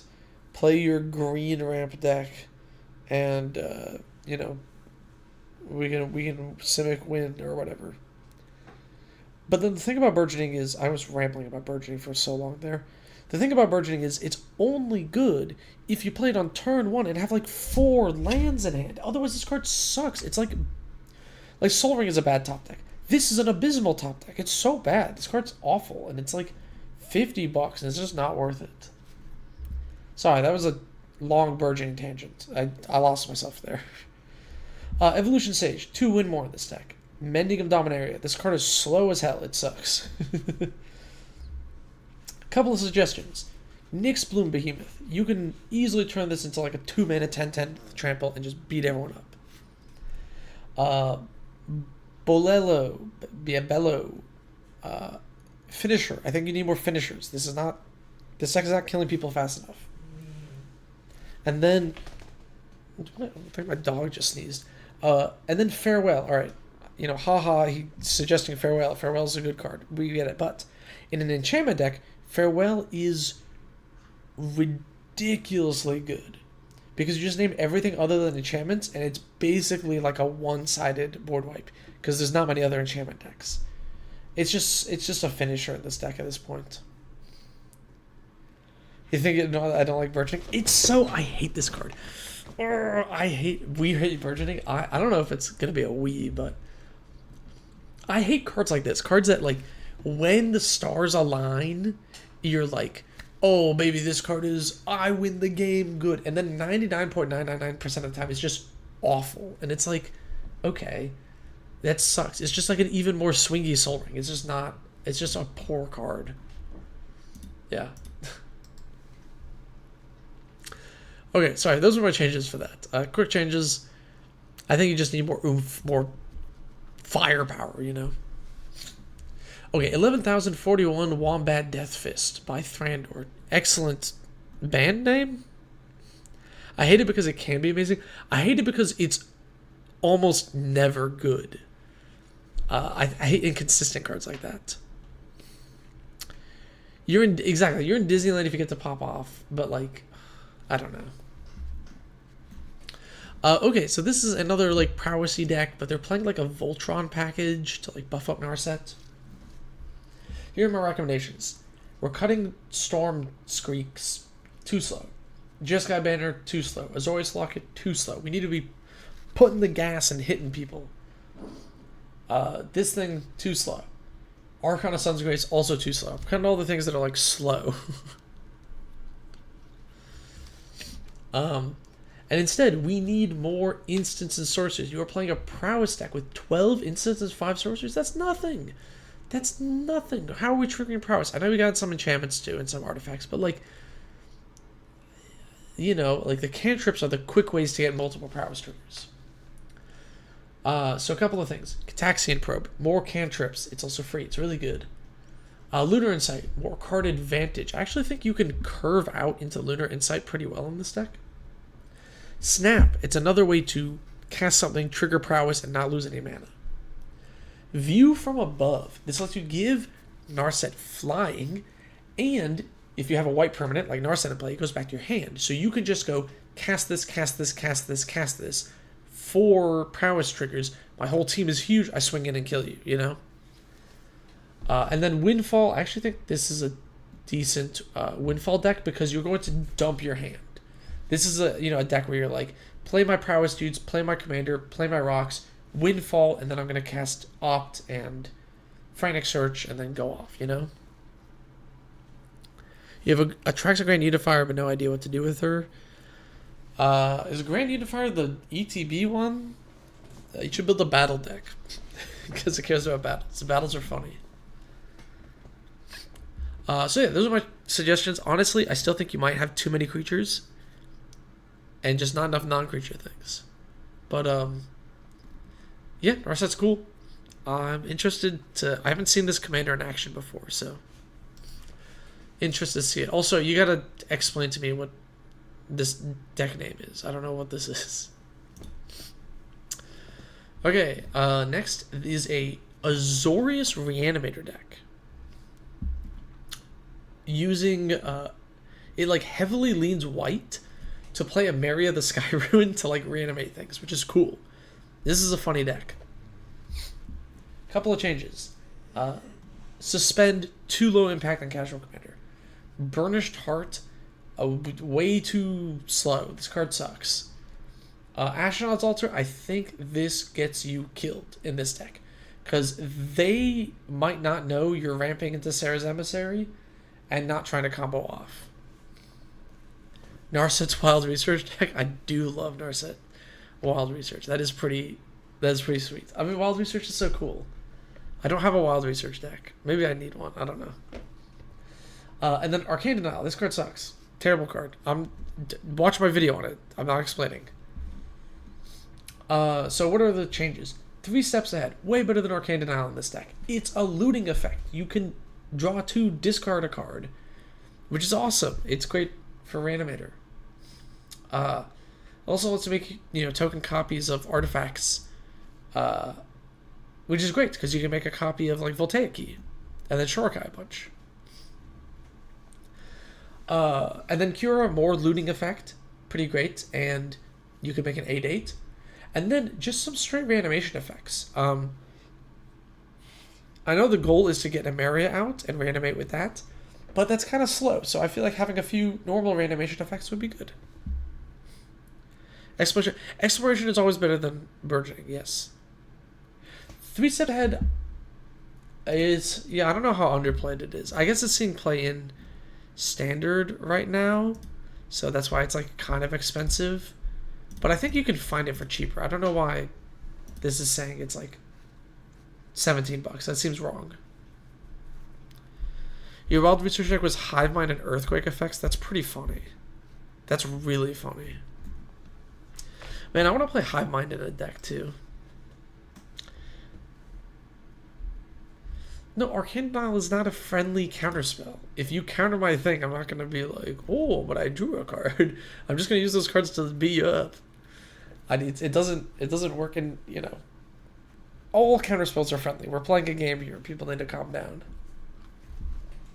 Okay, Extortion Child by Wolfus. Excellent deck name, by the way. This is very funny.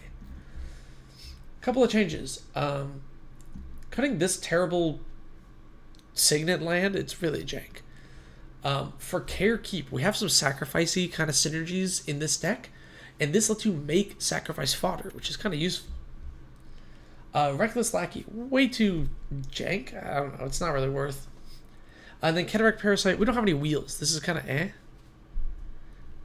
So here's some suggestions. We're making them discard. We want to be discarding. Great. Play Oppression. This card is nuts. It lets you just like force everyone to discard, including you, which is not bad in this deck. And then Squee. Since you're going to be discarding, Squee's a great way to get stuff back. It's great with like Tortured Existence. 3 steps ahead is like a $10 card, but yes, it's very good in standard white-blue control. I assume you mean white-blue control, right? Not white-black?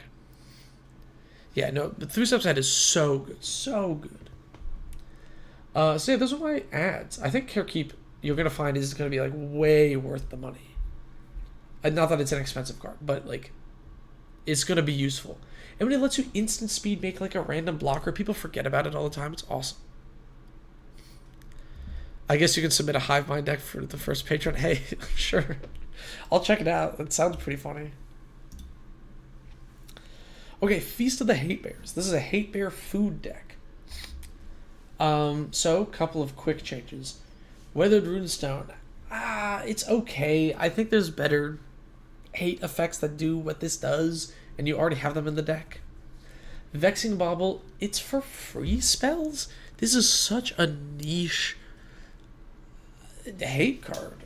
It doesn't even really see play in CDH. I don't think it's worth it. And then Relic of Legends, kind of slow for this deck. Additions, pretty simple. Safi Eric's daughter, this is hilarious with hate bears. Oh, they finally found their one answer to Gaddock Teague. Well, sucks to suck because Safi just gets it back. So when you have an annoying hate bear in play that they want to remove, Safi becomes a second copy of it, which is a huge problem for your opponents. Enduring Innocence, you need more card draw in this deck. This is great. This card is really good. It's on the upper end of what I recommend in terms of price. It's very good, though. And then Benny Brack's Zoologist. More card draw. This card is awesome. With its most recent reprinting, it finally tanked. It was like $15. This card is so good in a Hate Bearsy creature deck. And you're making food, so this is going to draw your cards. Oh yeah, Ophiomancer could have been good in that other deck. This list is cool. I love Hate Bears decks. I'm curious how quickly this deck actually wins the game. But I think overall it's pretty good. Maybe Norn's Annex gets the cut, but it's pretty good. I like casting this for 3 mana. So I left it in. But yeah, cool deck. I like the Samwise Hate Bears list. Valkyrie's calling Luminous Broodmoth is... I feel like you want more sack outlets for Broodmoth, right? Okay, Featherstorm by Lorna. This is a Angel deck, right? Makes sense. Giada. Couple of changes. I recommended... so Smuggler Share, this card sucks. I think if your opponents have wrinkly brains, this card does nothing. I think it is too often that it doesn't trigger. Maybe your experience is different, but I found this card to be horrific.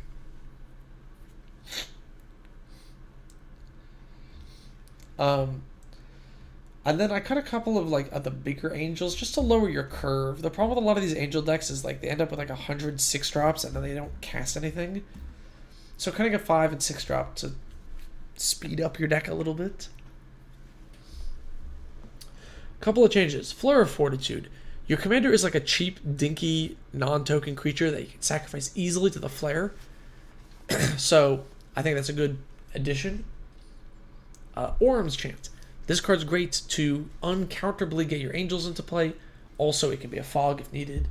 And then I felt like you could use more board wipes, and Ravnica at War is really great if you're playing mono white.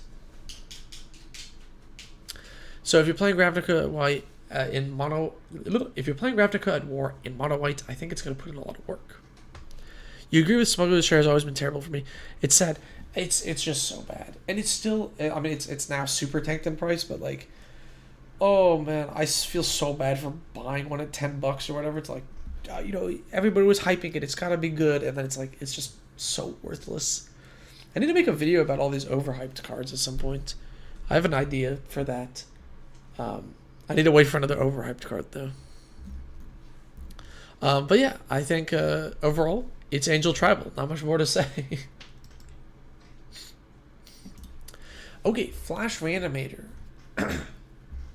Hey, look, 3 steps ahead, making another appearance. So, Nimrus is a card that says when you cast the first spell during each opponent's turn, you get to do a effect, right? Look at the top 2, one in hand, one in the bin. So you want to cast instants, right? And then you are running Vidalcan Orrery. Interesting, because you have 38 instants in the deck, plus 1 thing that has flash, 2 thing that has flash, 3 thing that has flash, a 4 thing that has flash. Actually, wait, I just noticed the landline of anticipation. Did I miss this on my first go around? This card sucks too. Get us out of here. Alright, we need we want, for control decks, we want more big counter spells with utility, There's no reason to give our stuff instants, to instant speed, right? Why are we giving things flash? We already have a gajillion instants. This is 4 mana do nothing. This is 4 mana do nothing. And then you had these two, which are like sorcery speed cantrips, which don't trigger your commander, so I don't think they're very good. And then sorcery speed removal in our draw go control deck. Get it out of here. This sucks. Don't play this. So here's my suggestions. Go for the throat. It's like Fell for the most part, but it's an instant, so we get our card advantage. Into the Story. Instant speed, draw 4 is so good in control. I love this card. It is awesome. And then I'll get to Quick in a sec. Mystic Confluence, 3 steps ahead. Utility counterspells. This is what you want. Because in a control deck like this, you're holding up all your mana, right? You're holding up your mana. What you get to do with Mystic Confluence is after you held up all your mana, you get to develop, right? You get to draw cards. You get to do something, you know? You don't waste your turn. And then end of turn, you're like, I got 5 mana, Mystic Confluence, draw 3 plus trigger Nimrus, boom, easy. And then Quicken. Quicken is a cantrip at worst, which triggers Nimrus, which works in this deck. And then it actually does the niche thing that Leyline and Ori does the one time you would actually need it. So, like, I think that it's just, like, much better in this list. Because it's not dead. It's always a cantrip. It always triggers Nimrus, but then sometimes it's even better. It's an instant speed, reanimate, untap, attack with my, I don't know, Jink-A-Taxis or whatever. Access denied's okay. Mystic Confluence, I agree, yeah, so good. I love this card. Access denied is kind of mid. That's the one that makes, like, Thopters, right?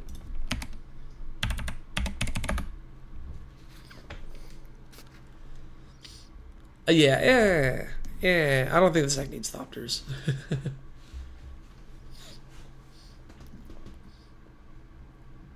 Okay, here we go. Food by Vanir. So, okay. I noticed that you have a lot of... So the goal of this deck is you make food, and then we're, like, animating the food. Right? We have a few things that let us, like... what do we have that animates? Am I getting this deck mixed up with another one? I might be getting this mixed up with another one. Are we animating the food in this deck, or no? Am I crazy? We're not. Okay. No. This is the human one. Okay. Yeah, right. Never mind. This commander makes a bunch of humans. You can tap foods to make humans, so we're like a human deck. Couple of cuts. One, you actually had a lot of lands, so I went down to plains. Due Respect. Permanents after the battlefield, tap this turn, draw a card. Oh, it's like kind of eh. Yeah, I agree, Andrew. Access denied is good in the right deck. I just don't think that deck needs Thopters, you know. This card's kind of weird. Maybe it's in your deck for a reason, and I'm missing it, but kind of a strange card. Rebuff the Wicked, too niche. I know playing counterspells in mono white is funny, but it's way too niche. A couple of suggestions. Adeline, more humans, more dudes, make more guys, attack, you know? Oh, Titane's song animates the food, sure, but it also kills them. Yeah. Guide of Souls. One second.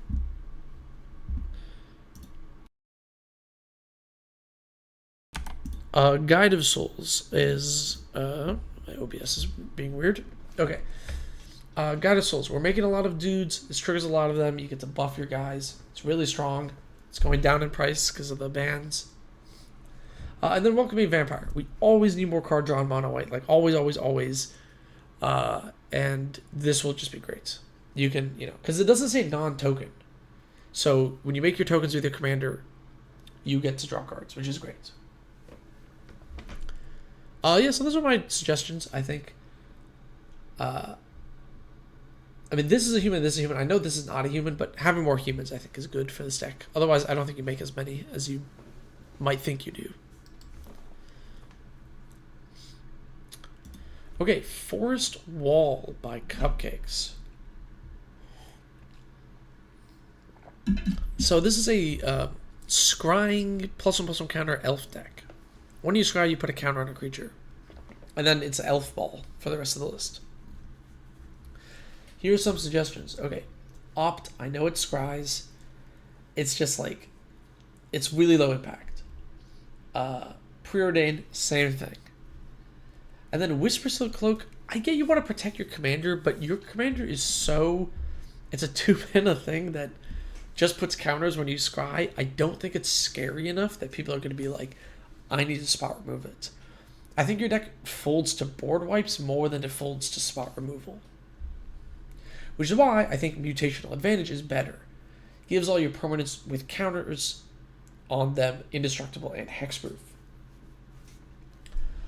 Temporal Anchor. If you're playing a scry deck, where's the Temporal Anchor? I mean, come on. This is like the reason to play scry, right?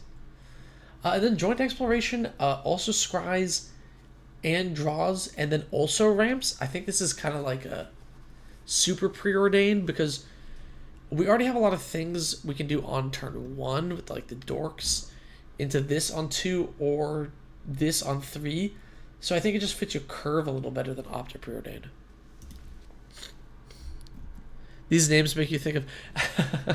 Yeah, no, it's funny to have a good name for a deck, you know? I wish I had better names for my decks. Like Heliod Control, Jace High Tide. I need to like come up with something better for those. Bobble Emporium's good, Sig Done Right's good. A Slug Tank Came to Me in a Dream is a good name for a deck, I think. Although this deck is probably going to get axed, so... but this deck is fun. I like Scry. I think it's silly. Elf's Scrying is fun. I just think, yeah, you're missing out with these Temporal Anchor. I mean, come on. Seer Visions, no, I don't think the cantrips are worth it. I really hate cantrips in Casual. Forest Wall is the deck that inspired you. No, I think that they were talking about like all of them. Like, I mean, 11,000, 41 Wombat, Death Fist or whatever. Like, these are great. Okay, Bragger. I think it was. Wait, I think I missed an R in the name. This is a Sivir, Queen of the Golgari deck. This art for her is really sweet, by the way. Okay, here are my changes. Basically, a lot of things that are hella slow. Twin Blade Assassin's Dead Bridge Chant is slow. It's not very efficient. Dead Bridge Chant, I think, is randomly going to get you, like, garbage from your graveyard, which sucks. And then Burnished Heart is, like, also really slow. And also, it's not a green or black creature, so it does nothing when you sacrifice it in the deck. Oh, my bad, Burger Jester. I missed an R in your name. I know. I'm sorry. Yeah, I think Burnished Heart's like too slow, and it doesn't trigger your commander when you sack it, right? And it's not like you are like hurting that much for ramp since the curve is kind of low, and you sort of want these like low cost things.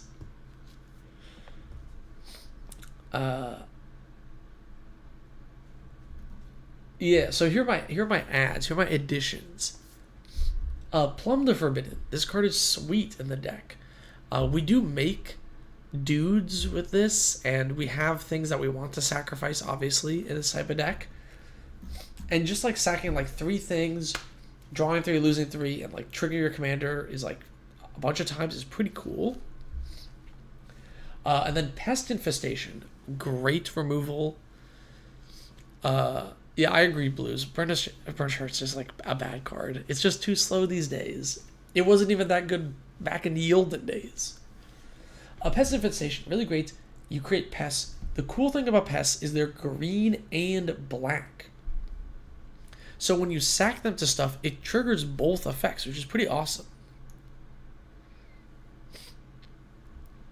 2 girl bosses teach the local pod the importance of creature recycling. It's a good deck name. And then Blightmound. Okay. This gives your pests +1/+0 menace, which is like whatever. But more importantly, when a non-token creature you control dies, you make a pest. This is like crazy value in this deck because we're constantly going to be like sacking your persistent specimen, making people sack stuff, and then you get your pest. And then all of these pests because when you're sacrificing them, you're paying and gaining the life. You gain one more life in addition. You're going to be like soaking up so much extra life here. It's like the life gain incidentally from these like pests and stuff will be pretty sweet. And with Blightbound, sometimes you're gonna sack 4 dudes, you'll have 4 pests, and then go, they have 1 blocker, I can swing it for 8, they can't do anything about it. You know? So those are my changes. Otherwise, cool deck. I like this deck. Yes, Darth Megan, 6 more decks. This will hopefully give me a chance to rest my voice before the podcast. Okay, Hater Brina. This is a Brina Hate Bears stacks deck. Very cool. I had a friend that played this before. It was awesome. You build your Saver deck after my Legend Short of the Day on her. Oh, nice. I need to make more of those. I've been on a bit of a break from that, but I'll get back to it. I have a bigger video planned as well. Okay, so what am I adding for this Brina deck?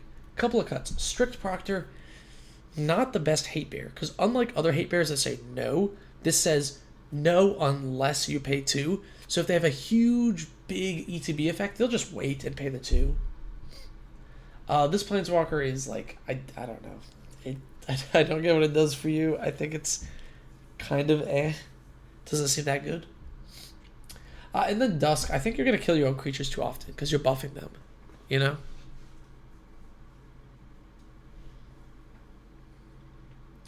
Oh, you love the bridge too much? That's fair. I mean, Dead Bridge Chant is a funny card. So, like, you know, if you want to keep it, like, I get that. You could maybe get rid of this thing. It's kind of slow as well. But, yeah. I get that. Dead Bridge Chant is cool. I just think it's kind of jank. But, you know, if you like it, you like it. I can only comment on, like, power level, you know. If you like a card, I don't know. You know, maybe you like it. Alright, so what am I adding to this Brina list? Even Interrupter. This is awesome. I love this. ETB, you exile a spell on the stack. It becomes plotted, which means your opponent has to cast it on a later turn at sorcery speed, and then spells your opponent cast from graveyard to exile cost 2 more. This is really good against counter magic. They go counter spell, and you're like, okay, exile it, it's plotted. You can only cast the counter spell at sorcery speed now. Super good. It forces your opponent's creatures to enter the battlefield tapped. Really annoying to deal with. It's also a flyer, so you can put counters on it with Brina.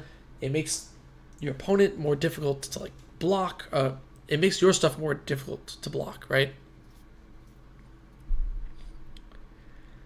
You see, I'm out of the mana curve like this, but Brina always needs to be an Ink Shield. I mean, look, Ink Shield is funny, but this is a low to the ground deck. I don't think it's looking for a 5-drop instant. Oh, and then, speaking of adding expensive cards, Safara the Skyblade. You may pay white and tap 4 untapped creatures you control with flying rather than pay its mana cost. I think we have enough flyers to make this work. You got 1 in the command zone, 2. I'm recommending a 3rd and a 4th, 5, 6, 7. 8, 9, 10, 11. Got like 11 flyers. I actually think you can cheat this into play for 1. Even if you can't, it's like a late game bomb. But if you can, I actually think this is really scary in this deck. Flying, lifelink, 7/7. Other creatures you control with flying have indestructible. It's just so good. It's just so good. Yeah, I agree, Andrew. Even Interrupter is phenomenal. Yeah, those are my changes for this list. Otherwise, I mean, it's a cool deck. I love this type of deck. My friend built a similar thing, and it's awesome. Okay, Heliod the Suncrown by Funky. Okay, so in this list, they had a Mana Crypt and a Jeweled Lotus. They wanted recommendations for what to replace. They also had a Mana Leak, which I think you want another wheel, so I think Echo of Eons is good here. What am I replacing Mana Crypt and Jeweled Lotus with? Coveted Jewel and Gilded Lotus. I know this is a bit weird. You're like, oh, replacing fast mana with like big mana? But the flip side, spells you cast cost 1 less to cast for each card your opponents have drawn this turn. On your storm turn, these are rituals. Like, Jeweled Lotus isn't a ritual on your storm turn because you already have your commander in play. This is like a draw 3 plus 3 mana, you know? So I think you can use these to like storm off a little better. Otherwise, this is like a deck that requires a lot of niche cards, so I was kind of struggling to add anything else. I'm kind of curious how this plays with these two in there. I feel like maybe I'm not experienced enough with the deck to know. Yeah, Covenant Jewel is like, you know, it's an interesting thing. I hate when people just play randomly, but it lets you do some fun things. Yo, good night, Darth Megan. But yeah, Funky, hit me up if I'm like off base with this deck, because I could be. It's a bit of a weird thing. Okay, a more traditional Heny deck by Dongir Kong. So this is like, you know, regular Heny. It's actually a full deck. It's not like the other one, which was kind of weird. And it's pretty good. We got some Protean Hulk action. We got fun things like Worm Coil Engine. Cool stuff. Couple of cuts. Wheel of Misfortune. It's a random wheel. I don't think we need it in this deck. And this user specifically asked me about Grey Merchant versus Kakusho. I think Kakusho is better. You're a 3-color deck. Grey Merchant can be more life loss, but Kakusho is consistently going to be 5, which is pretty good. And then Fire Covenant, I have a little iffy on in casual EDH. So my suggestions was Painful Truths over the wheel for more consistent just card advantage rather than a wheel. And then Go for the Throat as like consistent removal over Fire Covenant. Otherwise, you know, it's normal Heny. It's cool. It's fun.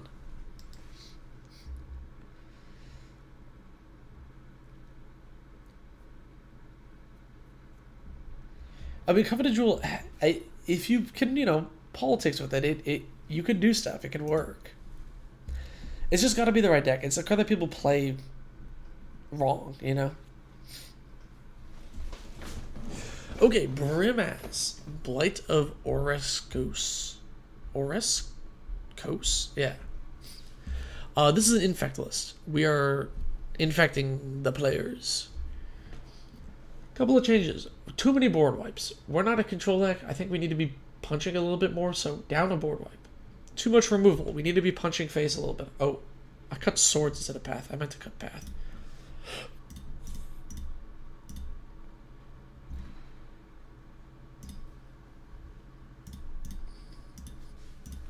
Too much removal. Astral Cornucopia, too slow. I know we got some proliferate synergies, but it's like we don't have anything to do with the mana once we get more of it. A couple of ads. Flesh Eater Imp. Lets you sacrifice like your random incubator tokens to make it bigger. It flies. It has infect. Kind of what you want. Phyrexian Crusader. A bit on the expensive side, but it's really annoying. Pro red and white is really obnoxious. First strike is really annoying, and it's going to get in there and infect people. Phyrexian Delver. It is a Phyrexian, so it triggers your stuff, and it lets you get back a good utility creature. I think it's pretty good. Otherwise, you know, you got a lot of the good, you know, black-white stuff in here, so, you know, can't hate too much. It's just kind of an infect deck. I like it. All right, Jasper Flint by Wheelmaster. Okay, a couple of changes here. Wall of the Nim. This is a weird card. I legitimately had never seen this before up until this deck. You can regenerate your whole team or deal the damage to everybody. Or both. It's weird. I'm not a huge fan of it as protection. It's kind of odd. You love Body Snatcher and Brim. It's a Phyrexian, lets you saturate. That's true. Yeah, Body Snatcher could also be a good ad. This list had a Tormod. I don't think we're triggering Tormod enough, and he's not even a mercenary. So I don't know. You can do both. Yes, you can do both.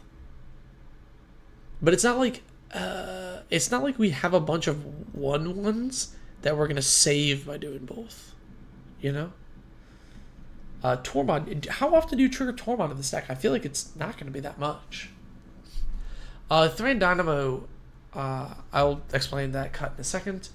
And then Theban Amalgam, I feel like this is really slow. It's also not a mercenary. Regenerate keyword in 2025 hits, yeah.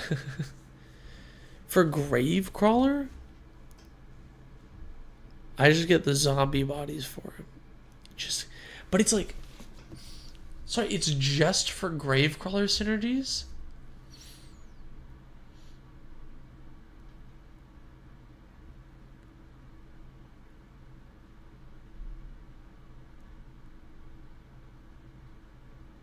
Okay, I'm glad you're here in the chat because I wanted to ask as well.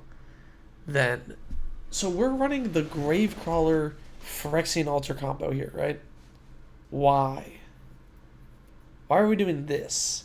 Phyrexian Altar doesn't do too much in the deck, and Gravecrawler also doesn't do too much in the deck. Yeah, I know we got this combo, but like, what's the purpose?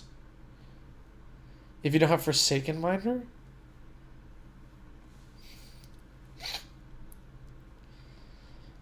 I get it's like backup Forsaken Miner.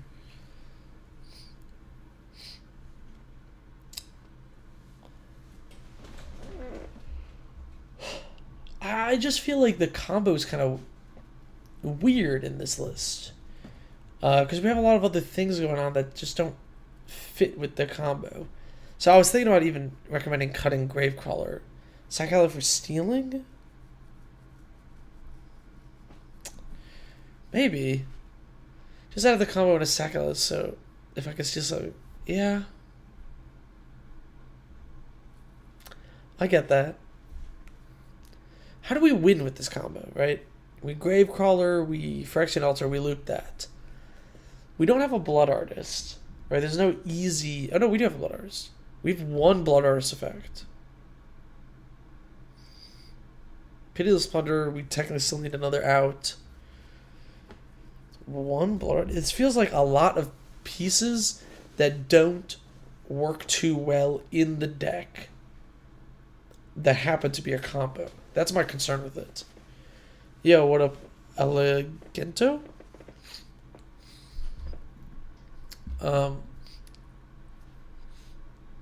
Tutoring soul rings already?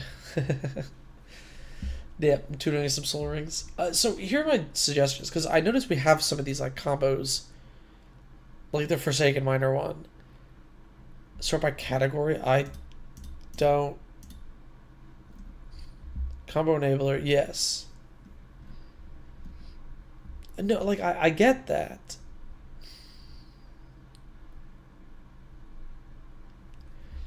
Astronaut's Altar. But Astronaut's Altar doesn't go infinite with this, right? I don't think that... Is there a different Astronaut's Altar combo I'm looking at? Do we have a Brain Stealer Dragon here? No. Brain Stealer Dragon is so slow. Is there an Astronaut's Altar combo that I'm missing? Chat. Chat, help me out here. Am I missing an Astronaut's Altar combo?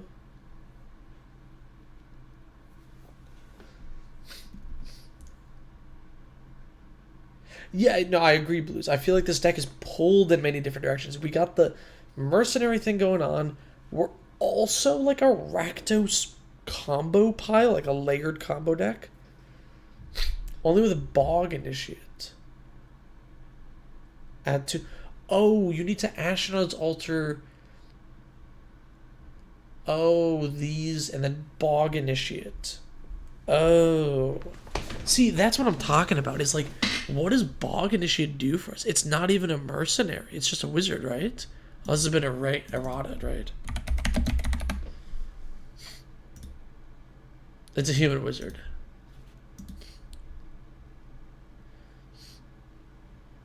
Okay, so Astronaut's Altar, Forsaken Miner, Bog Initiate is a combo.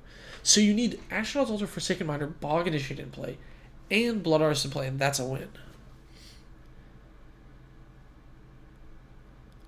It's just like, I don't know. I feel like we're doing too much here.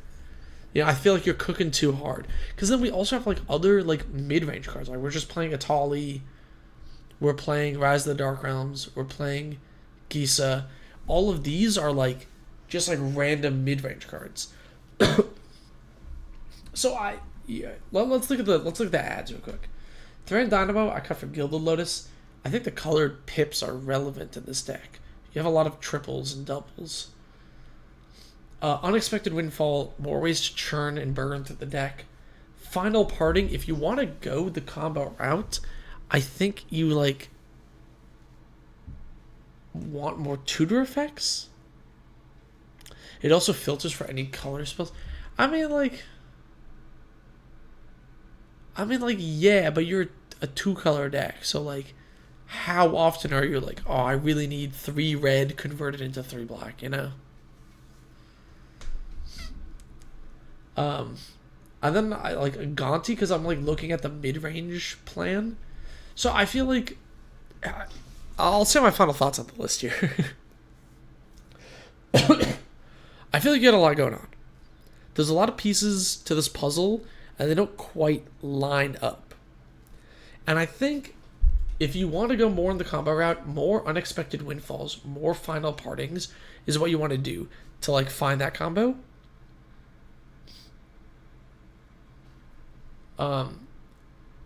If you want to go more of the mid-range Rakdos plan, I think things like Gonti and Gilded Lotus are better for that.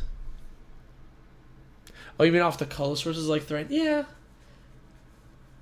Yeah, I guess, but this is only like half your colors, you know? I guess the deck maybe leans black, right? It does. I don't know. I just feel like there's too many like weird dead cards. I feel like this deck is going to like... There's a lot of times I feel like if I was playing against this deck, and I saw you play Forsaken Miner and Bog Initiate, and then play Ashnod's Altar, and then I put 2 and 2 together, and then I remove Bog Initiate, you just stuck with these 2, and that just sucks. Yeah, to quote Maldhound, this is multiple decks in a trench coat. I agree. I think this is multiple decks in a trench coat, right? This is... You made a version for my group that removed the infinite pieces and went more steel. I'd be interested to see that list. If you have the full theft list. Or did you also send that to me? I don't remember. I know you sent me multiple lists. DM me the like full theft list, because I think I'm more interested in that, because I think this has a lot of weird things going on. This is gonna play like a Rakdos mid-range deck, and then it's going to accidentally put together a 4-piece combo, and it's gonna feel really weird. Those are my thoughts. Okay, what time we're at? Okay, we're at like 2 minutes, 2 hours, 2 minutes, 2 hours and 16 minutes. So I'm like making time here. Jorah of the Gitu is a classic commander and will be the last deck I'm going to review for this stream, and I will get to the other ones either tomorrow or Tuesday. The Discord is... In Discord, the Infinite is the sideboard. Other parts... Oh, I moved the sideboards and maybe boards out for these deck reviews, so I might have missed it. Yeah, you could... Exactly, Blues. With too many different deck ideas, you can spin your wheels a lot. Okay, Jorah is going to be number 40, and I'll do the other 40 decks like either tomorrow or Tuesday, depending on time. Here's what I got. I have... This is... I mean, look, Jorah is like a classic powerful commander, and you want this to be an enchantment control deck. Here are my recommendations. We're cutting Temporal Anchor. We don't scry enough. We're cutting Spellskite. You don't actually need protection for Jorah. You can kind of just cast her. Oh, the one you sent me didn't have the sideboard. Oh, okay, that's why I'm missing it. Yeah, send me the other list. I'm kind of curious. Because you can cast Jorah and just activate her twice in one go if you just have the mana, and that's like a more efficient way than just playing a Spellskite and dodging one piece of removal. I don't know. It's kind of eh. Inspiring Refrain. This card sucks. Even with the time kind of shenanigans you have to like make it go faster, this card sucks. Just like the Anallo list from way 2 hours ago when I was talking about it, where are the big things? What are we, like, we have to be casting big things. If we're going to cheat on mana cost, I don't want to spend 2 mana to cast Propaganda 3 turns later or whatever. That sucks. Or 4 turns later. That's terrible. I don't know why we're doing that. We need more oomph, more big things. So, Sunbird's Invocation. This lets you, like, cast and spin into more things. Mind's Dilation. If you watched my last gameplay stream with patrons, you saw Mind's Dilation pop off. This card is really cool. It's not that good, but it's cool. It's awesome. It's great to cheat into play. And then Extravagant Replication. Screw it. If we're cheating things into play, might as well make copies of them. So, yeah. Those are my suggestions for Zerta. Okay. As you can see, there are a bunch more decks. I need to finish reviewing all of them. I haven't gone through all of them yet. Apologies for all the delays. I really wanted to get this done earlier, but this will be the end of the stream for today. I need to rest my voice to record the podcast, and I will hopefully get these today, or tomorrow, Tuesday. Thank you all for tuning in. Thanks to everybody who submitted decks. Thank you to all my patrons. If you want to submit decks, link in the description. You can become a patron, submit one. I am really hoping the January list will not be this hectic. Although there might still be split into 2 streams just because there's a lot. Yeah. Thank you all for watching. Thanks for tuning in. Probably... I need to eat some food. I'm dying. It's like 8. I haven't eaten anything. Yeah, thank you, Chris. Yeah, these streams... This has been like an endeavor to... it's fun. I really like reviewing your decks, but it's like a lot of work, so maybe more than I anticipated, but you know, it's fine. It's fun. Thank you all.